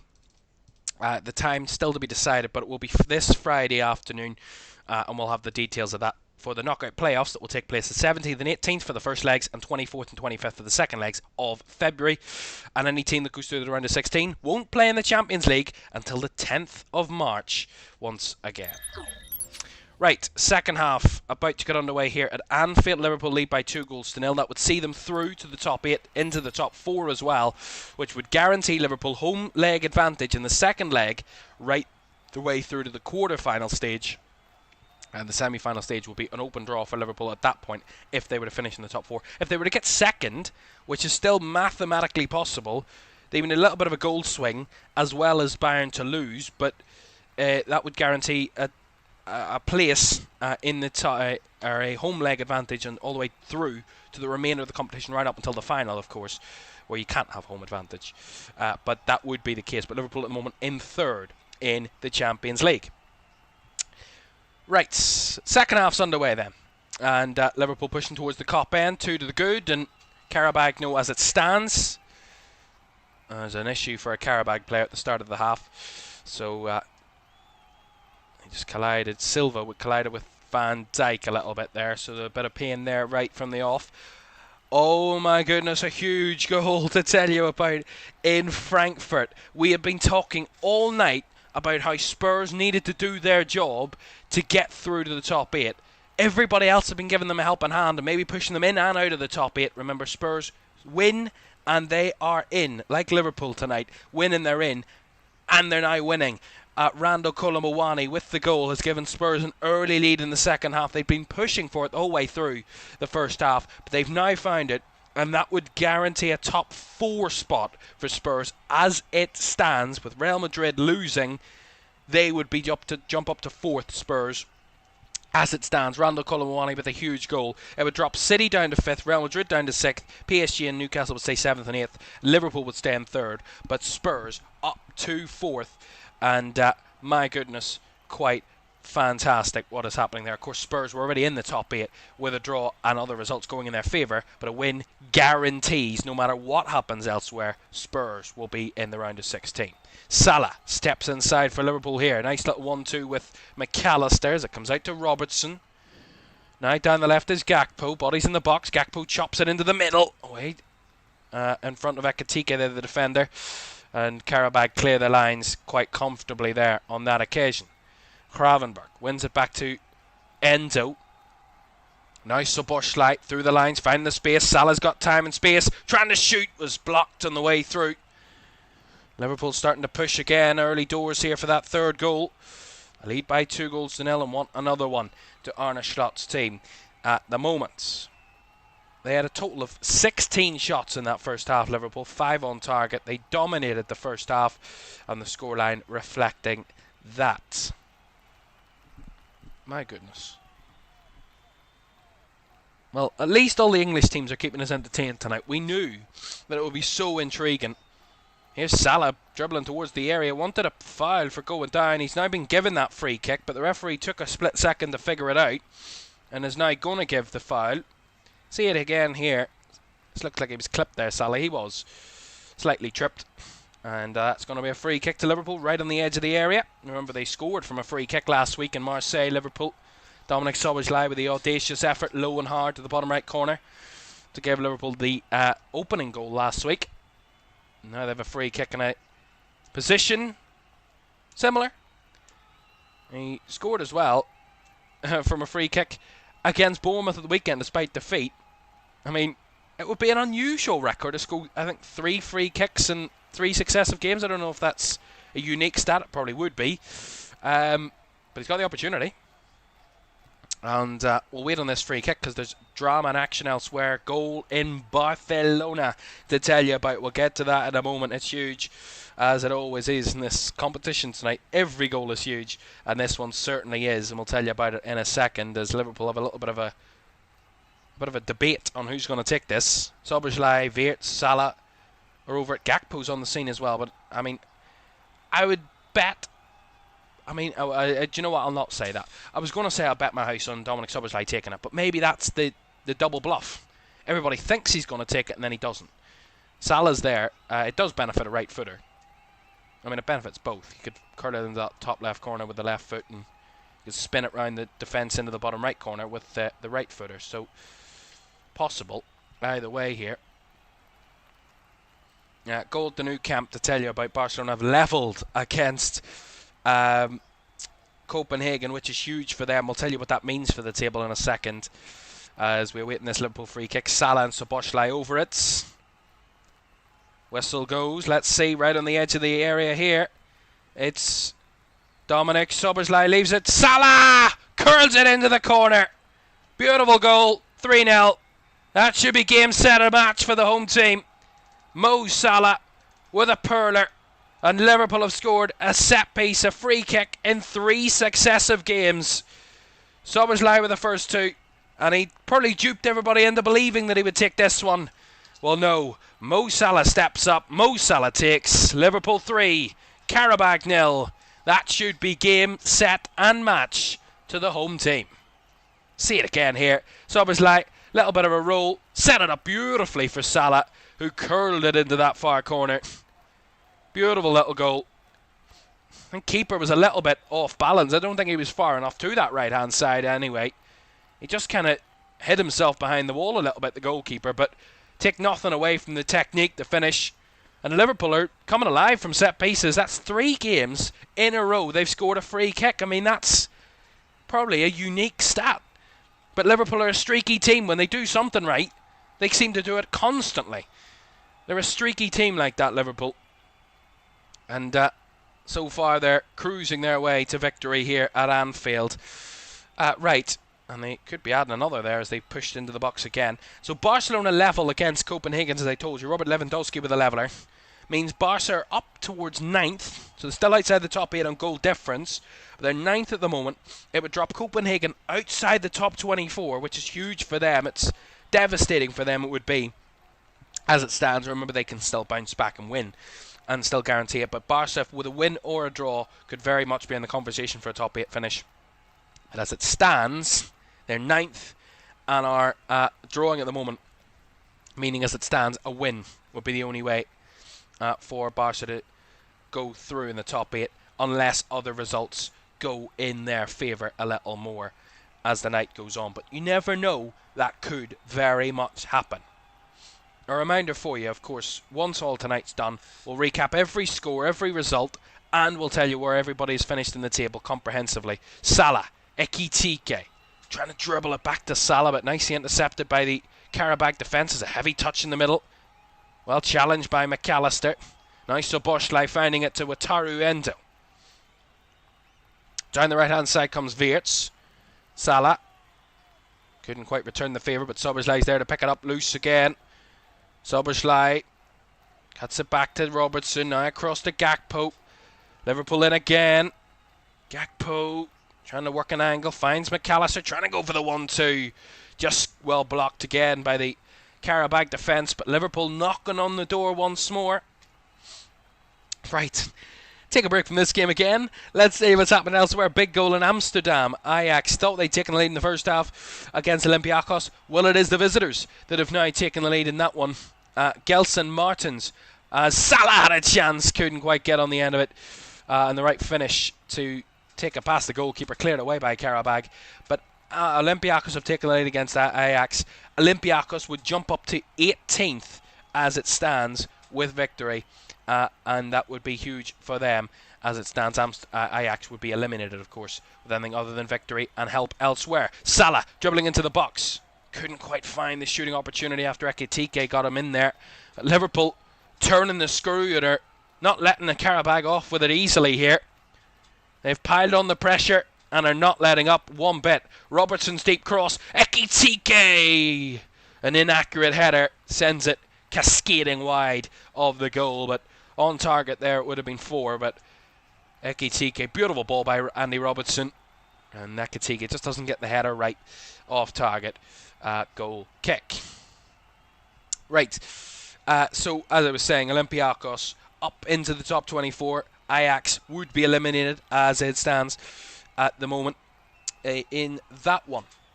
Paphos have retaken the lead against Slavia Prague. Now they need a win and a lot of help elsewhere. They would need Benfica and Marseille to lose by a larger margin. They would need PSV to lose, and they would need one of the other teams in the top 24 to lose by a large margin as well. They need incredible amounts of help, but Paphos are 2-1 to the good again. Bruno with the goal to give them a fighting chance at least. They have to win, Paphos, to have any chance on their debut campaign in the Champions League, with a slim to best chance of having a top 24 finish.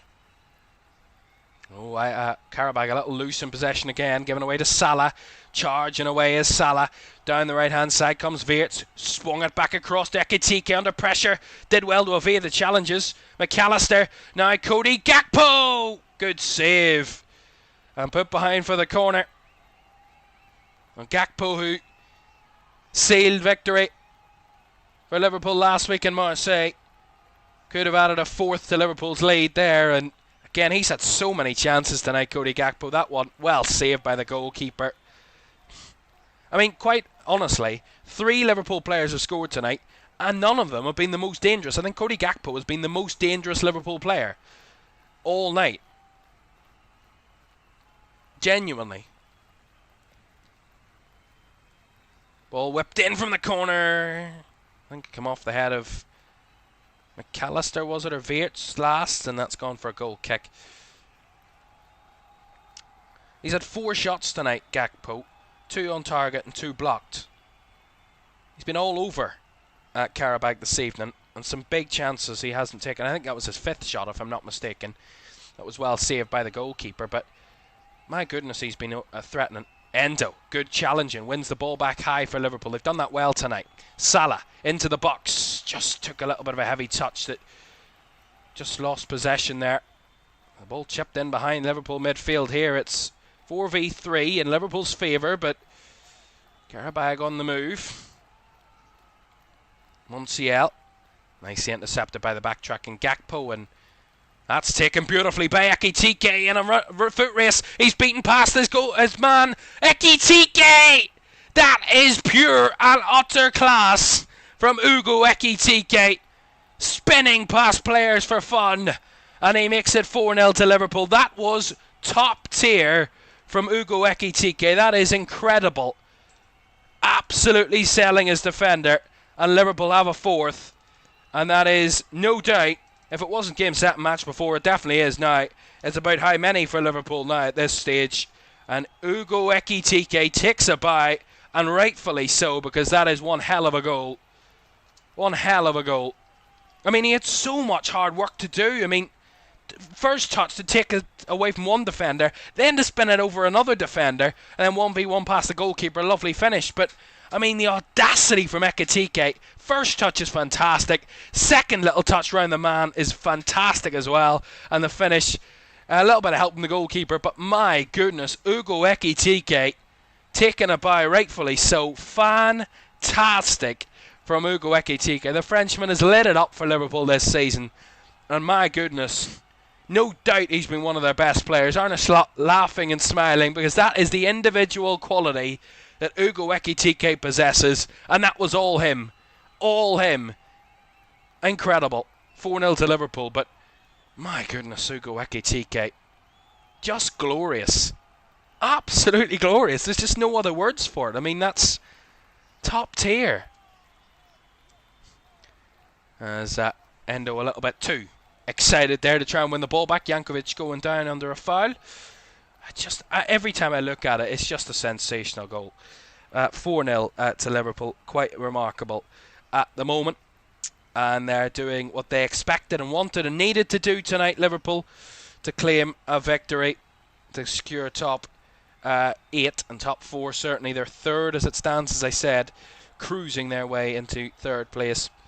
And at the moment, Qarabag are still in the top 24.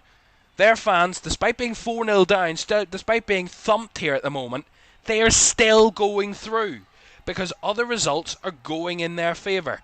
And they are in an incredible position, Qarabag, because they're losing by 4-0 at Anfield, and it looks like it could be so much more if Liverpool keep on this trajectory. But Qarabag, despite losing 4-0, are still going through. I mean, that is the Champions League at its finest. Here they come, though. Want to get a goal back here, Qarabag. Want to show something of their night. Well blocked in there by Liverpool as Salah takes the touch. Now Gakpo having fun here. Van Dijk's up there, finding its way to Robertson. Liverpool on the move again. They all want to get in on the action. Robertson. Now Wirtz. Little touch on the edge. Wirtz with a strike. Just took a deflection over the top for a corner. Every time Liverpool come forward, they look like they're going to score. Right, we've had a bit of a goal fest springing through now. Honestly, I think I'm going to need to lie down for a couple of days after this. Bodo Glimt have taken the lead against Atletico Madrid. Unbelievable stuff happening there. Atletico would be 15th with defeat. That is sensational. My goodness, I mean, they started the night in the top 8. They would be 15th with defeat. Bodo Glimt are looking to save their campaign, as still they need results to go their favour. And it's all hanging on Monaco, I think, at the moment. They're hanging everybody back. Corner delivered in by Liverpool, cleared away after a first contact by the a player in a red shirt. Sobersai keeps it alive, whips it in deep, all the way through the back post. Gakpo sprung it over the crossbar. Right, the flag was up anyway against Gakpo. Right, Bodo Glimt are winning. Still not enough for them to go through. As I said, Monaco is the clog. If Monaco start losing or winning or whatever happens, they could change the dynamics of this game tonight, because they are now 4 teams outside the top 24 on 9 points, all a point off the top 24, and all but one of them are winning. So they're doing all they can, those teams below, to try and go through. At the moment, they need a little bit of help, but that help is not coming. Here come Liverpool again. Fallens for McAllister, who is in the right place at the right time. Keeper springs it into his path, and it's 5-0. This is bearing on embarrassing for Qarabag, and it's bearing on quite remarkable from Liverpool. Everything they touch is turning to goals at the minute, and they are cruising, if that is even the right word anymore, because they are trashing Qarabag by 5 goals to 0. And Alexis McAllister, who started the scoring tonight, has added a 5th to Liverpool's tally. And they are cruising to victory. Right, I've just updated you on a big moment, and there's another big moment, because I don't know how this has happened, but something's happening. I'm trying to really rack my brain as to figure out what's happened. I know why now, because there's been a levelling goal in Naples. Chelsea are level, which completely breaks apart the top 24. We'll tell you what that means now. So Napoli have been pegged back again. João Pedro is levelling it for Chelsea. What that means for Chelsea, they're up to 10th. They need a win if they're going to go through. Napoli need to win if they're going to go through to the top 24, remember. Chelsea will be going through, but they need top 8 with a win for top 8. What a goal by João Pedro, by the way. It's 2-2 there. That breaks apart the top 24. And Bodo Glimt, who were beating Atletico, weren't going through a moment ago, are now going through. They're 24th. Because Napoli are now drawing. And it's changed again, I've just seen, because Sporting are now drawing with Athletic Club again, which knocks Athletic Club out and pushes Marseille back in. I mean, this is mental stuff. Qarabag are flying up the table now with these results going in their favour. I can't keep up with this now. Right, let's refocus and let's reset. So it's 2-2, Athletic Club 2, Sporting 2. Sporting have just levelled. So it's 2-2 there, which knocks Athletic Club out. Sporting are jumping up the table to 11th. Atletico Madrid are losing, which means they're still going through, but they're down to 15th. Bodo Glimt are going through, results going in their favour. And here come Liverpool again.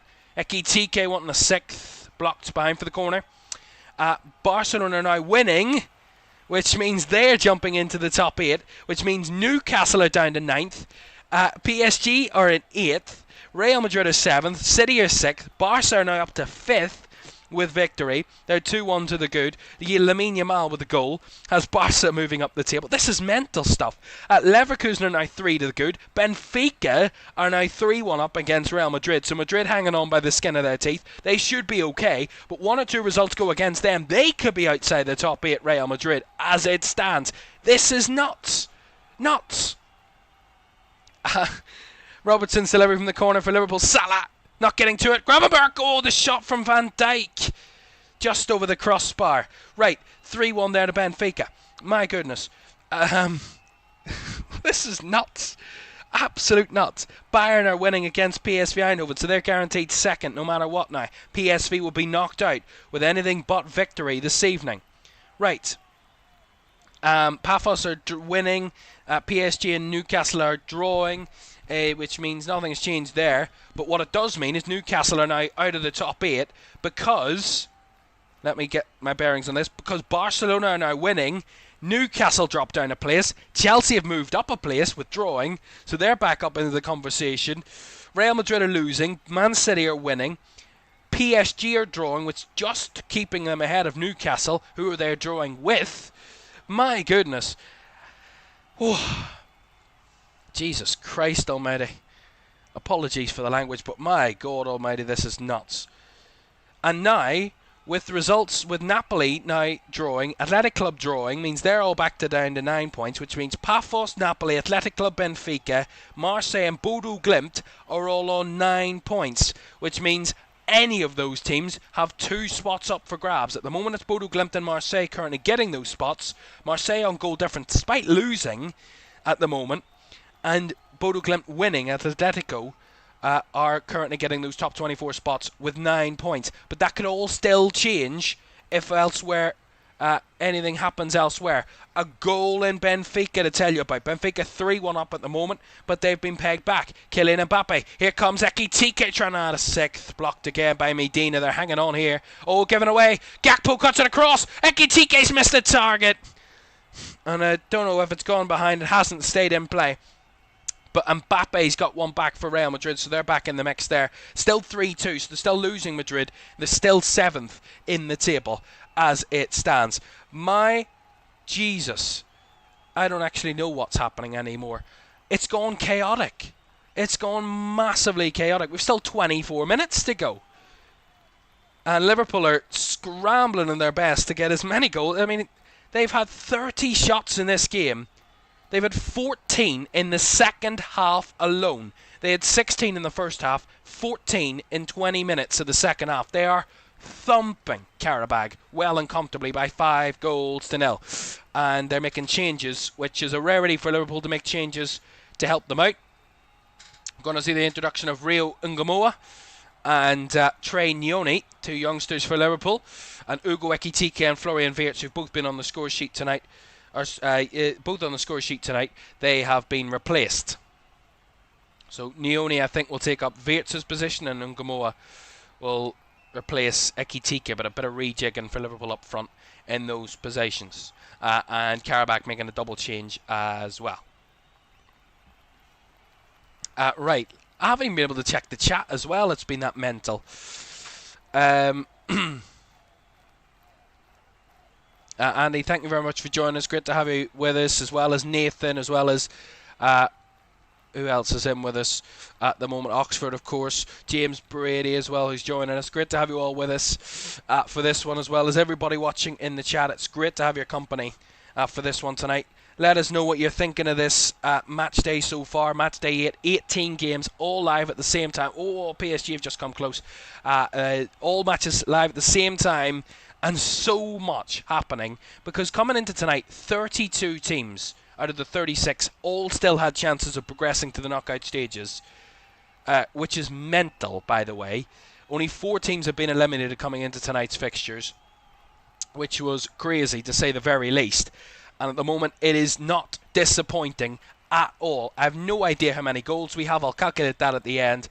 But it's been one hell of a night so far. Goals galore, to say the very least. Elsewhere. Right.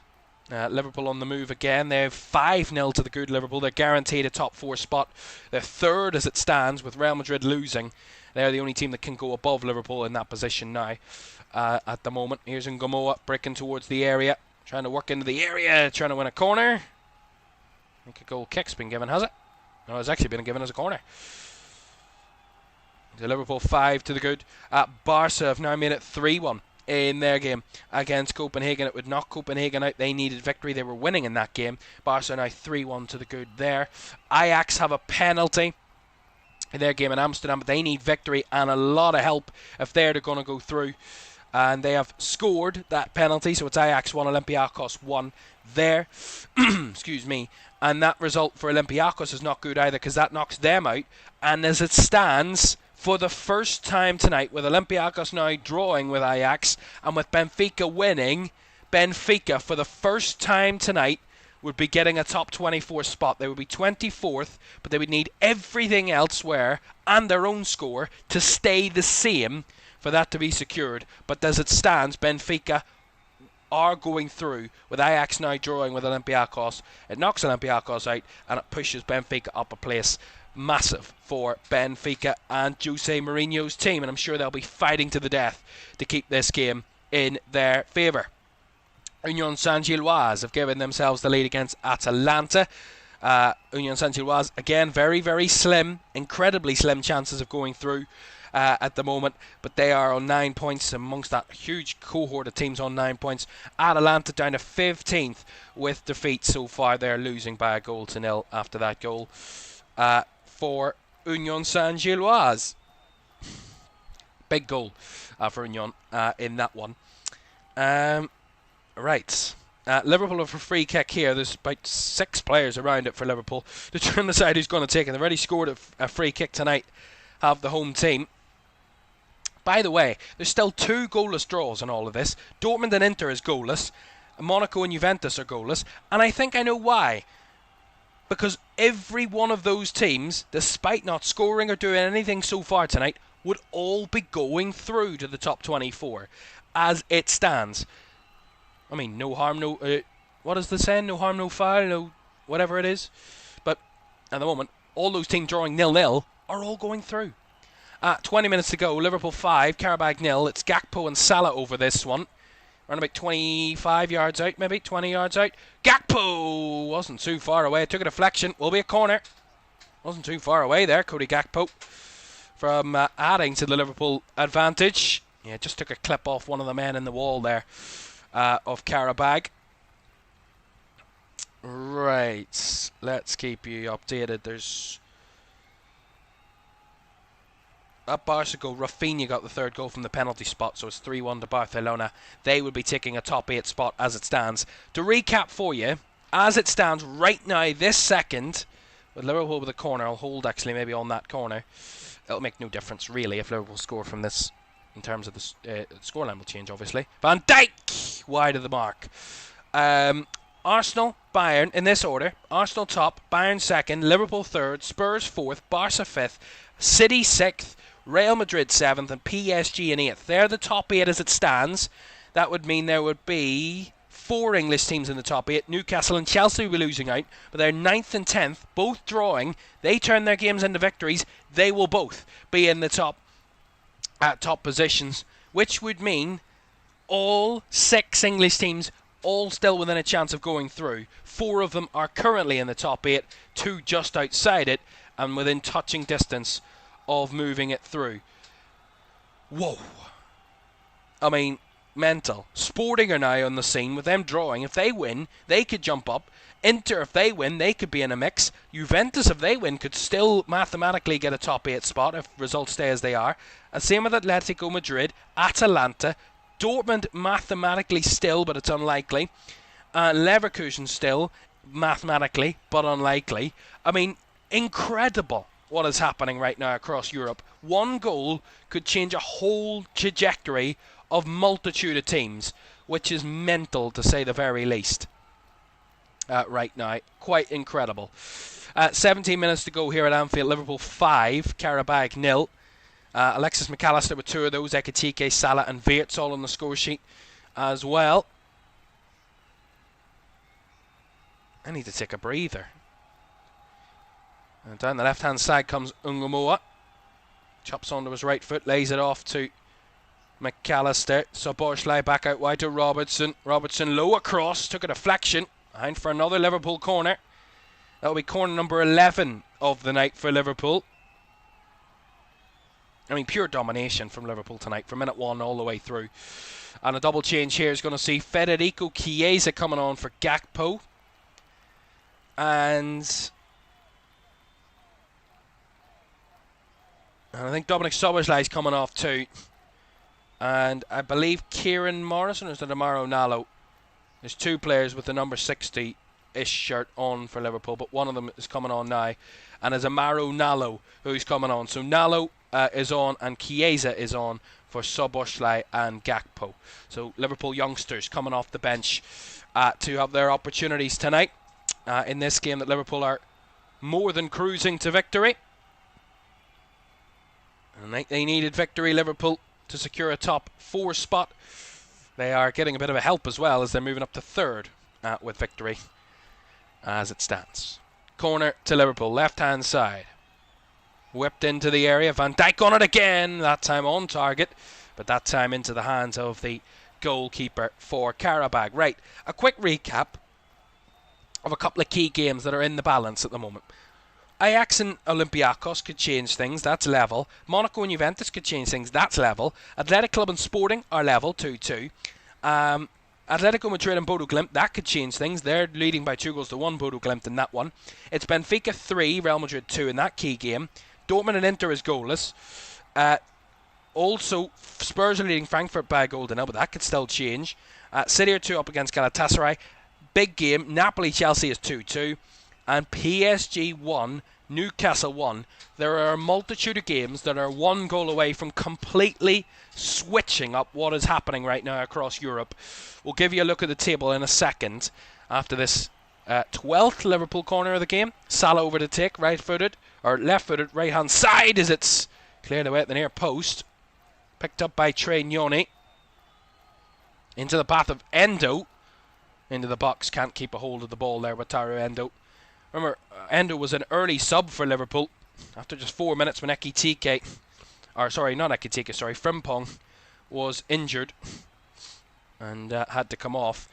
Another goal in Frankfurt, I tell you, said it could change, but it's changed in the favour of Tottenham Hotspur. They have now doubled their lead against Eintracht Frankfurt, and they are all but through to the round of 16. Dominic Solanke with the goal has all but secured a top 8 spot for Spurs. A 2-0 win would secure that position for for the North London club. I'm just keeping an eye on elsewhere because there's so much going on.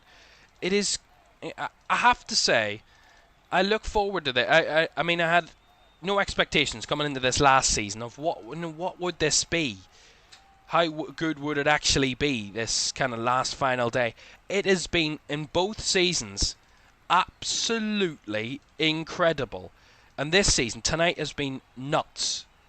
Because so much can still happen, so much can still change, that it hangs on a knife edge in every single fixture, because it could all swing different ways. No matter what happens, and that's mental. Big goal.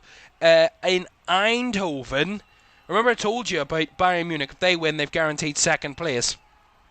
And as it stands, Liverpool are third. They could still mathematically finish second if Bayern were to lose and Liverpool were still to have that goal swing, which they're getting quite in their favour at the moment, that goal swing with a 5-goal victory, 5-goal lead at the minute.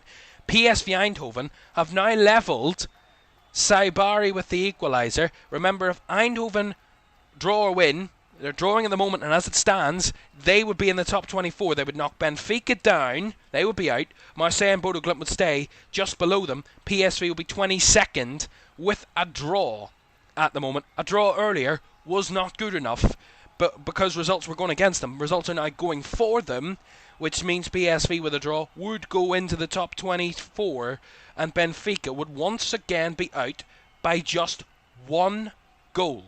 1 goal. -2 for Marseille, who are in.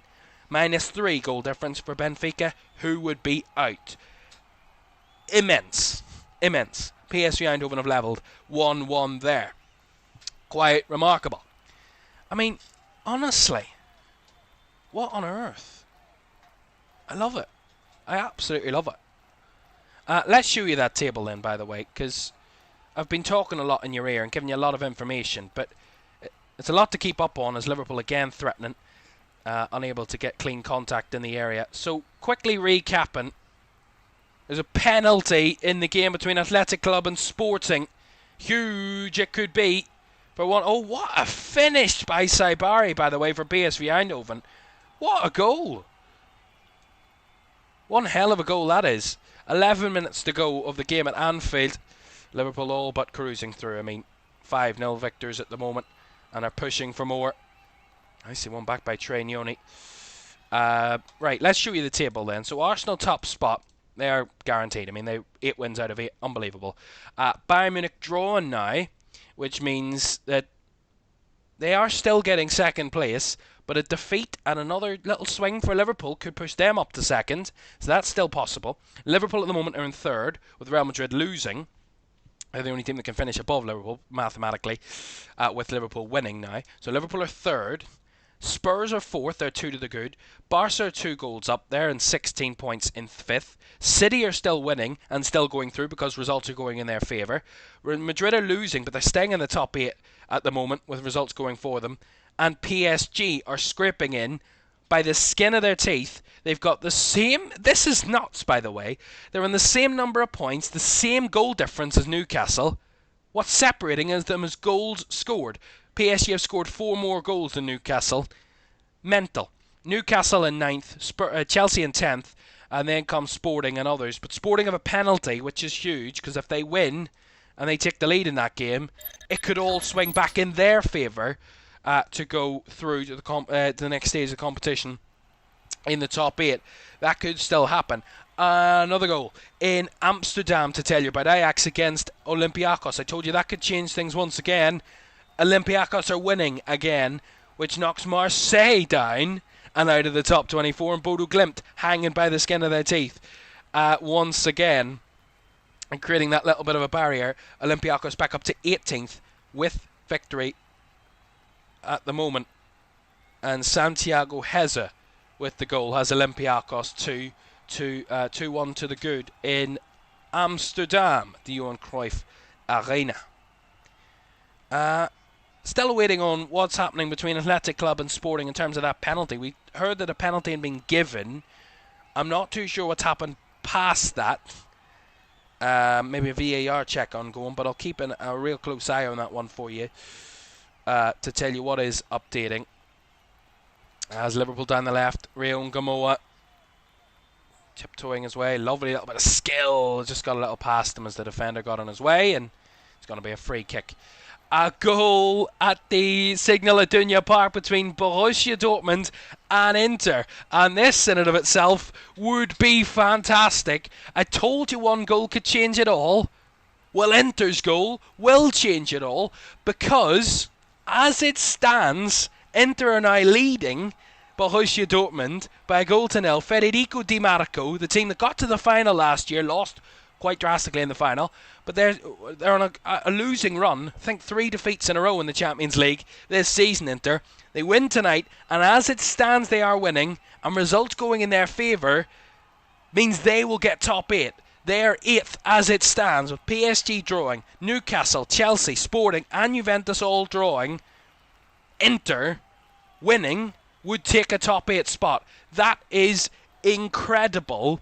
They've left it late, Inter, but they're doing the job in the right moment, because they, for the first time tonight, on the 83rd minute, are going into the top 8. As it stands. They still need help from elsewhere, but as it stands, they're doing a job that they need to do if they want a top 8 finish, which they got last season, remember. Endo across, couldn't quite squeeze it out, as that's blocked away by Qarabag, as Liverpool trying to challenge for the ball. They've given it away. Another goal in Naples. Oh my goodness me. I'm telling you, if you think it's done and dusted now, wait a second, because the final 10 minutes of these games will blast you into craziness. You have no idea what's going to happen. There's goals flying around. Another goal in Naples I told you about. Chelsea are back in front. They've turned it around again. From 1-0 up to 2-1 down, back to 3-2. And João Pedro with 2 second half goals has Chelsea up into the top 8 again. Inter are out, down to 9th, with Chelsea now winning. Real Madrid are 8th, right on the verge of being knocked out on goal difference. Manchester City are 7th, they're hanging on as well with other results.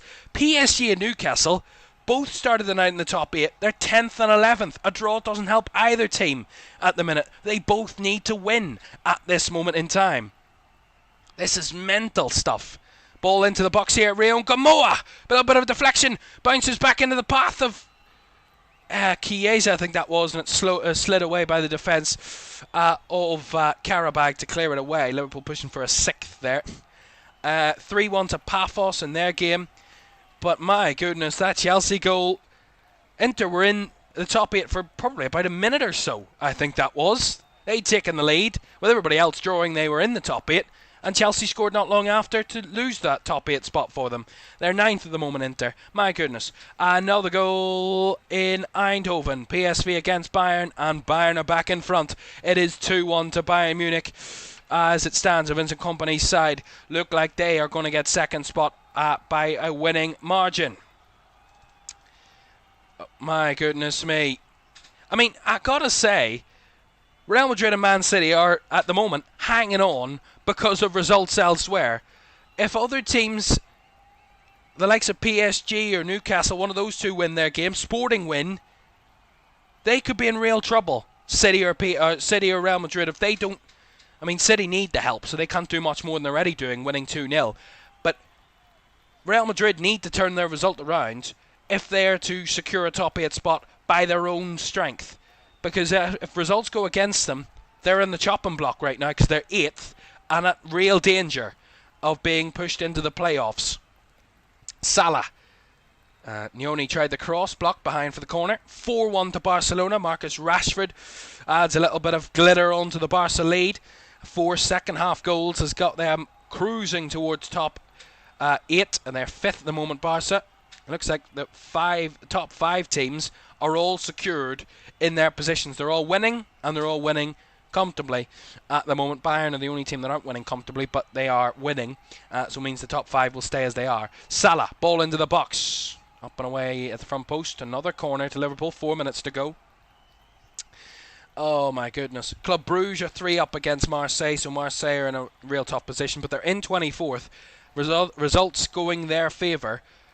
Marseille has them going through as Newcastle had a big chance against PSG but not converting. Big save by Chevalier. Ball to the back post by Endo's header. Was into the path of the goalkeeper for Liverpool. Are continuing, and they've continued this whole second half, Liverpool, to push for more and more goals.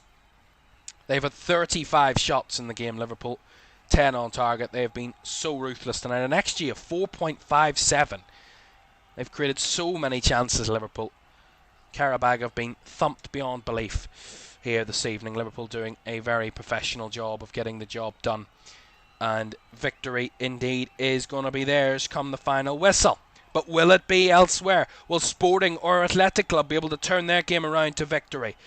Will Chelsea be able to hang on to a lead away at Napoli? City hanging on, despite winning, hanging on to other teams' results, waiting to see if they will go through. PSG and Newcastle locked at 1-1.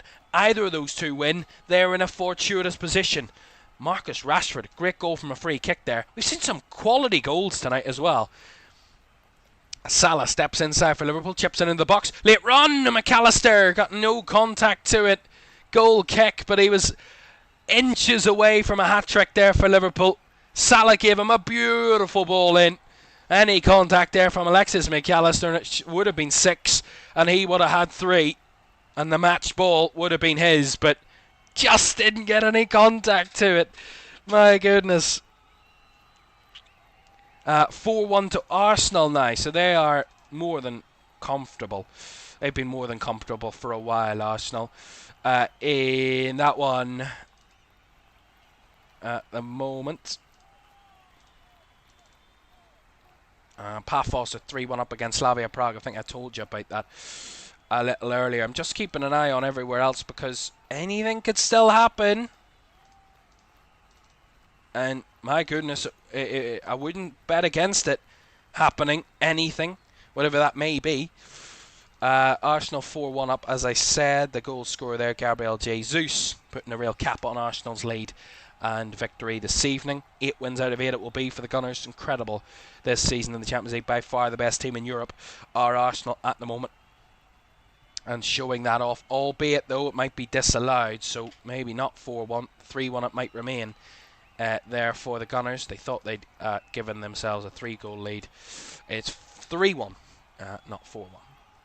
Free kick there to Qarabag, which the home crowd are not too happy with. Last minute of the 90 at Anfield. And something tells me, I don't know what it is, maybe it's just the craziness of the games that we've had tonight, but something tells me we're going to get some late drama. Something tells me something crazy is going to happen here late on. There's going to be a winner somewhere. There's going to be some late goals to really turn this up into a nuts night that has already been quite nuts Copenhagen have got another goal. Here come Liverpool. Van Dijk. Chiesa! 6-0. And that is an incredible night for Liverpool, capped off. Federico Chiesa at the Cop ends adds a 6 to Liverpool's tally. And if they weren't already thumping Qarabag quite comfortably, well, my goodness, the home crowd have been treated to one hell of a spectacle tonight at Anfield. All of the fan favourite. Virgil van Dijk with the assist here, by the way. Oh, he might just be offside, Chiesa. We'll wait and see. But Van Dijk with a beautiful ball. Chiesa, did he hold his run? We'll wait and see. But 6 as it is right now, as it stands for Liverpool. It's been given on the field. Copenhagen have got to go back against Barcelona. It's 4-2 there. So that's gone a little bit mental. But Barca still should be cruising to victory at the moment. We're waiting on a bit of drama. If Real Madrid have something go against them, who knows? Remember, PSG, Newcastle, or Sporting, or Juventus, if any one of those two teams win their game, they will get a top 8 spot. If more than one of them win, then that's not good for the teams that are sitting below, because PSG will have that advantage if they were to win. Newcastle to win, they would have the advantage. Sporting and Juventus, if they were to win, would need that other game to stay a draw, and Real Madrid to stay losing for them to go through. But Real Madrid losing are on the verge of being knocked out of the top 8, but they need other results to stay going in their favour to secure that. The 6th goal, by the way, was confirmed, so it is 6-0 to Liverpool at the moment. But we're keeping a very close eye on that game as well. Atletico Madrid as well. I mean, they're having a disappointing result, it seems, as it stands. Defeat would see them outside the top 8. Only a win would see them into it now. A draw wouldn't be enough. Here come Qarabag wanting a little bit of a consolation here. Everybody back for Liverpool. Ball into the box. And Chiesa guides it behind goal. Kick last 30 seconds. Right. Let's see then. As it stands, Benfica would still be going out. Despite beating Real Madrid right now, Benfica would still be going out because of other results going against them. And it would be by literally a margin that I've never ever seen before. Goals scored is what is seeing Benfica out. If Marseille concede another goal, if Bruges score a 4, they're all over at Anfield, by the way, 6-0. It is finished to Liverpool. Incredible on the night. McAllister with 2, Wirtz, Salah, Ekitike and Chiesa all on the score sheet. Liverpool top 4, top 3 they finish as it stands. They are heading through to the round of 16 and they have avoided a date of the Champions League in February for the 2nd successive season. They're through to the round of 16 automatically. As have Barcelona. They've won by 4-1. We'll tell you about that in a moment. But as I was saying, Marseille at the moment will be going through to the top 24 on goals scored. They've scored 11. Benfica have scored 9. If either goal in that game, if Benfica score another or Marseille concede another, Benfica will be through and Marseille will be out. It would switch. But if it stays as it is, Marseille will be going through. That is nuts. At the moment, Real Madrid are hanging on to other teams dropping points, which they are at the moment in their favour, which would see them through because they're losing away at Benfica. My goodness. There are 2 minutes to go in the Parc des Princes. Both teams need a victory, need a winning goal if they are to go through, because if they don't, they will both be going to the playoffs. PSG won, of course, when they went to the playoffs last year, remember, and they went on to win the competition. That's maybe a bit of a good omen for them, who knows. But my goodness, at the moment, they would be going out as well as Newcastle, both getting a draw. Some teams are losing and still going through, and they both are drawing and are going out. Incredible stuff. Absolutely mental. PSV Eindhoven are down to 10 men. Carrot have got a goal back against Arsenal. It's 3-2. All happening at the moment. In additional time, Spurs are through. They've confirmed. They've won away at Frankfurt. They're through, as are Liverpool, as are Barcelona. So there's 5 teams now confirmed. Arsenal, Bayern, Liverpool, Spurs and Barcelona all confirmed top 8 spots. If Napoli equalised, Chelsea would drop out. If Man City were to get results against them, or Real Madrid, who are both hanging on to needing results, they would be both out. Inter have now doubled their lead away at Borussia Dortmund, which would see them into the top 8 or just outside the top 8.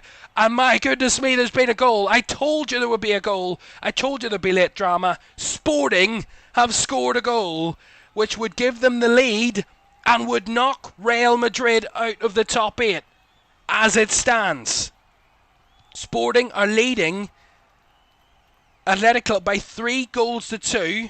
Well, awaiting that being confirmed, PSG and Newcastle has finished 1-1. They are both going out of the top 8. They are going to the playoffs. We'll see this Sporting goal. It's a break down the left. It's a breakaway on the counter-attack. Keepers in no man's land. Sporting in the death. Saved initially on the rebound. It's a real sloppy one. They're bubbling around. Into the box it comes, and the strike into the bottom left corner.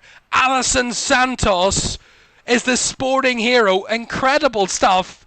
They win this game. They are getting an automatic place into the round of 16. This is nuts. Real Madrid will be out. They would be 9th. They are losing at Benfica. Man City would still go through, but if again, I think they are going to go through because I think everywhere else is going to go in their favour. Inter have won, but that is to their own fate because they have lost 3 in a row before that, which has put them in a difficult position. They needed a lot of help. That help has not come. And it looks like Sporting's winning goal, unless Real Madrid, if I'm not mistaken, unless Real Madrid can equalise late against Benfica, they are out. And Man City are 8th. Real Madrid will be going to the knockout playoffs. Let's confirm that for you. They're not out of the competition. They're still through, but they would be dropping out of the top 8, Real Madrid, considering they started the night in 3rd. 3rd in the table, all but guaranteed, and they're losing, and at the moment results going against them.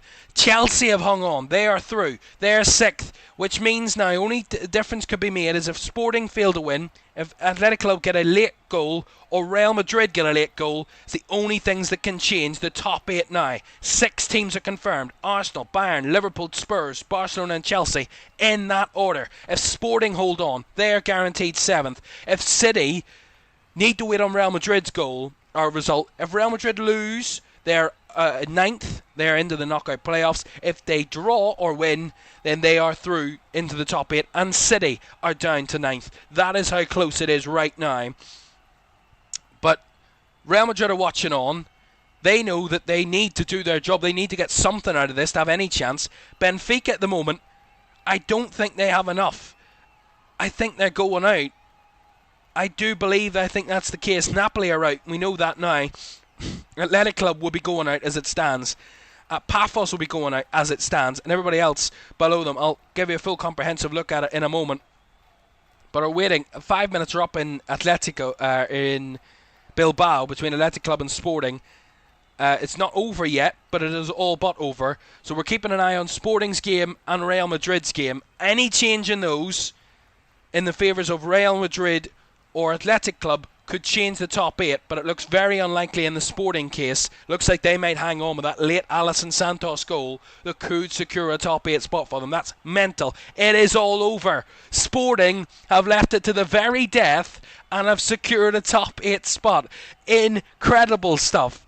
Absolutely sensational. They were behind twice in that game. 1-0 down, 2-1 down, and the 94th minute winner from Alisson Santos has knocked Athletic Club out and has put Sporting into the top 8, finishing 7th.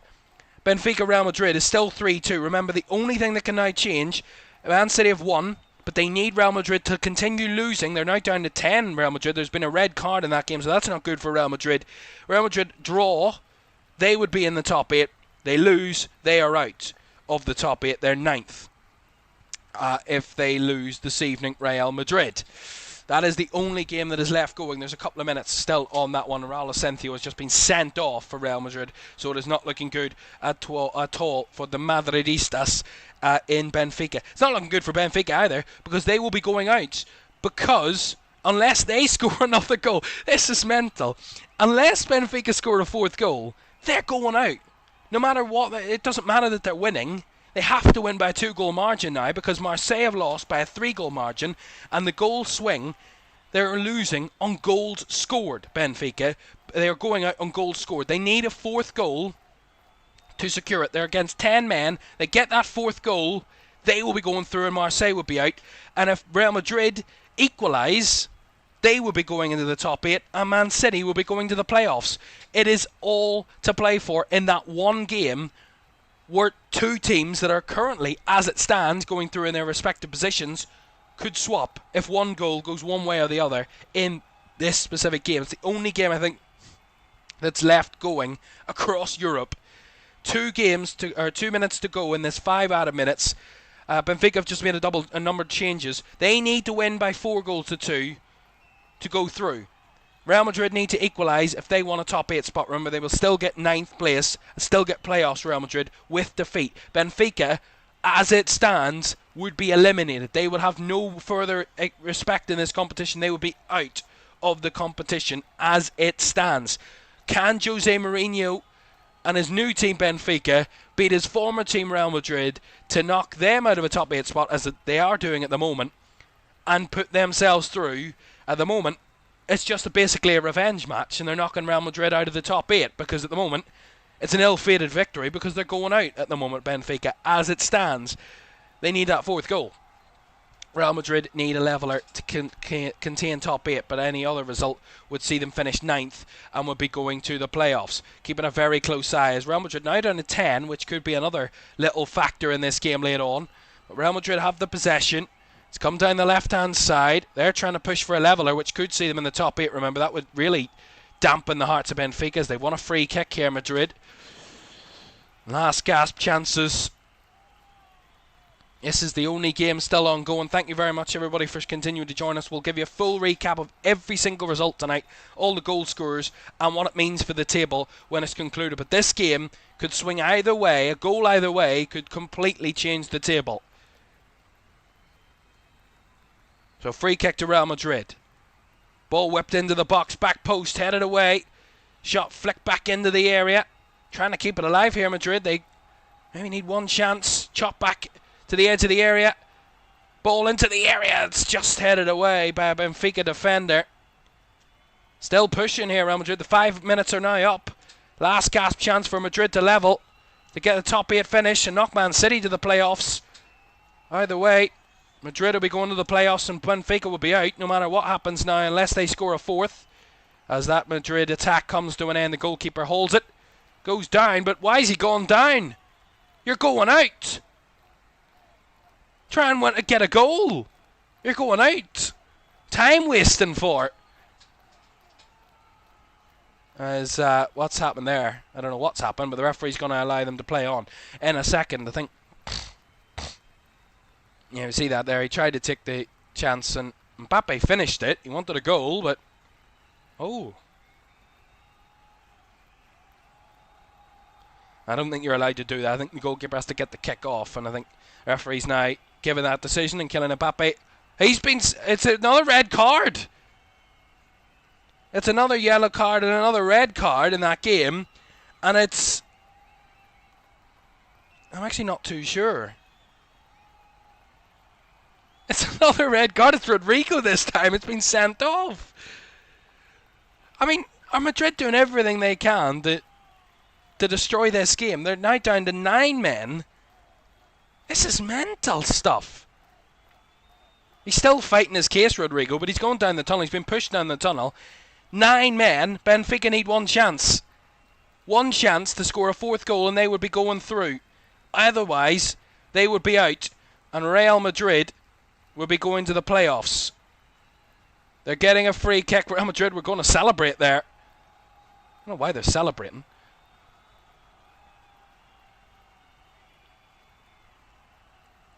This is mental stuff. Reminder, Benfica as it stands will be going out no matter what. Unless they score a 4th goal, goal difference could change. A goal scored is what's keeping them out of the top 24 at the moment. Marseille are hanging on. Benfica into the box against 9 men. Ball into the box. Oh, it's got in! Oh, can you believe it? It's the goalkeeper! They've scored a 4th goal! Oh my goodness me! Jose Mourinho's magic Benfica have done it! That is absolutely sensational! Oh my goodness, against 9-man Real Madrid! Oh my goodness me! They needed a fourth goal to go through.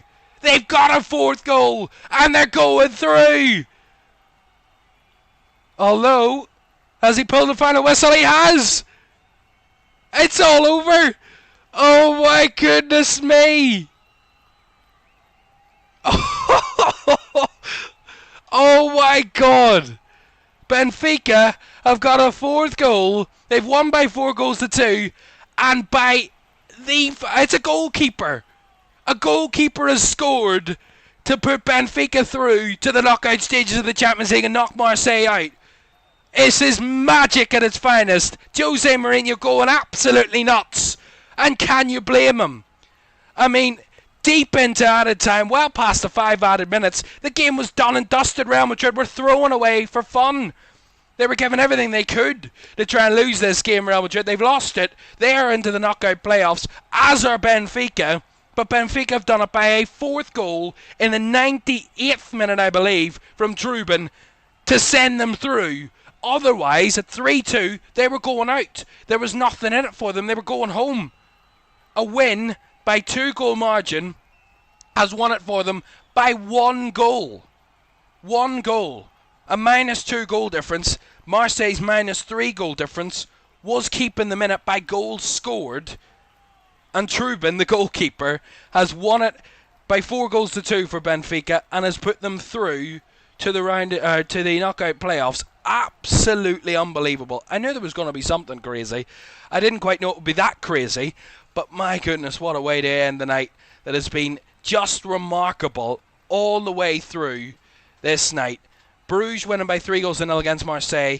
Ultimately, that catastrophically has seen Marseille drop out with Benfica's 4th goal. They are knocked out. Benfica are through. Unbelievable stuff. We'll tell you all the scores now because let's recap it all. Whoa. Take a breath first.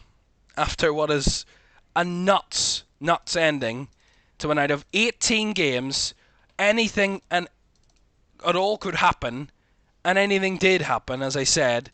I mean, I'm just confirming these results for you just before I deliver them to you. I want to confirm that they're all correct before we do deliver these results to you. Just recapping everything to make sure that we give you the correct results and make sure that every result is as it's stated and as it finished, so that we can give you all the best information to the final whistles of every game. Oh my goodness, here we go. Ajax 1, Olympiacos 2, AS Monaco 0, Juventus 0, Arsenal 3-2 against Qarabag. Sporting in the 94th minute won up 3-2 against Athletic Club to go to the top 8. Bodo Glimt knocking Atletico to the playoffs. Bodo Glimt going through with their victory. Quite sensational.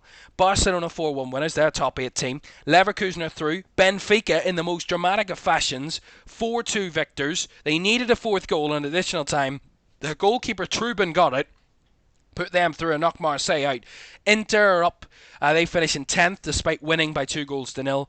It wasn't enough for them in the end. Goal difference, or actually a point, saw them out of the top 8, shall I say.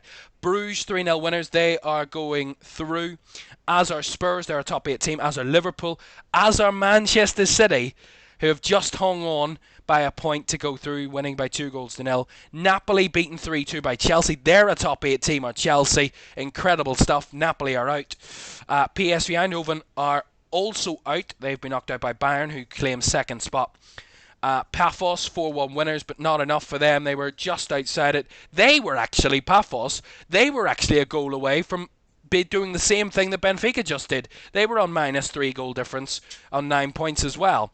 But ultimately 4-1 wasn't enough for them, but they did everything they could. Unbelievable there. Slavia Prague were already out. PSG and Newcastle ultimately hampering each other's chances, drawing back a goal, 1-1 in that one. They're both going to the playoffs after they both started the night in the top 8. And Union Saint-Gilloise 1-0 victors against Atalanta. Wasn't enough to see them through ultimately in the end. And Atalanta finish 15th. So those are all the scores from tonight's games. Let's show you the comprehensive table then. The top 8 are as follows. Arsenal, Bayern Munich, Liverpool, Spurs, Barcelona, Chelsea, Sporting and Manchester City. They are all having February off. They will all be back in March for the round of 16, all automatically qualified. They will all be seeded teams, and they will all have the top two teams will have the second legs of their knockout play games at home all the way through. The top 4 teams, third and fourth, will have that to the quarterfinal stage, and the rest will be seeded going into the round of 16 draw come next time round. The playoff teams are as follows. Let's just show you that in full then, if we can.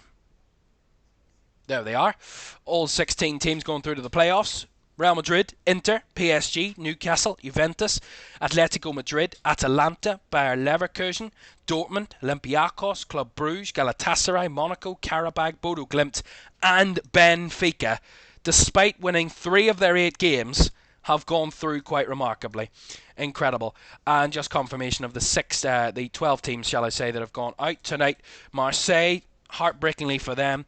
Pafos and Union Saint-Gilloise also went out on goal difference. PSV are out. Athletic Club, Napoli, Copenhagen, Ajax, Frankfurt, Prague, Villarreal, and Kairat Almaty all out of this season's competition. Oh my goodness. Let's, before we recap the night, let's tell you what's coming up. The knockout playoff draw. If that wasn't enough, tonight we have the knockout playoffs in a few weeks' time. The draw is on Friday. The 16 teams that we've seen finish 9th to 24th will all be in the draw. The first 8 teams, 9th to 16th, if I get my numbers correct, 9th to 16th, yes, will be going as seeded teams, and of course 17th to 24th will be unseeded for the knockout playoffs draw on Friday to see who will be going through to the round of 16. The knockout playoff games will be played the first legs the 17th and 18th of February, and the second legs the 24th and 25th of February, and then at the round of 16, which will see the top 8 teams and the 8 winners of the knockout playoff ties meet in the round of 16. First legs 10th and 11th of March, and the return legs the 17th and 18th of March. Oh, breathe. Ultimately, it was Liverpool that won 6-0 tonight, but that was far from the biggest headline. Benfica, their goalkeeper, put them through in the dying embers. Real Madrid are down to 9th. Man City through to the skin of their teeth. And 5 of the 8 teams that started, 5 of the 8 teams that are going through to the round of 16 are English teams. Only Newcastle failing to be an English team going through in the top 8. An incredible night, an unbelievable night. I mean, absolutely sensational. I don't know how many goals, but my goodness, it was sensational. Thank you so much for your company. We'll be back again for the knockout playoffs in the Champions League in a few weeks' time. And let's hope they're anything half as good as what we've seen tonight. 18 games, full of goals, full of drama, full of action. It was absolutely spectacular, but none better than Jose Mourinho's Benfica with a goalkeeping goal in the dying embers to see them through by just 1 goal of a difference between them and Marseille. Thanks for your company. Great to have your company tonight. I'm going to have a lie down. I'll see you again soon. Bye-bye.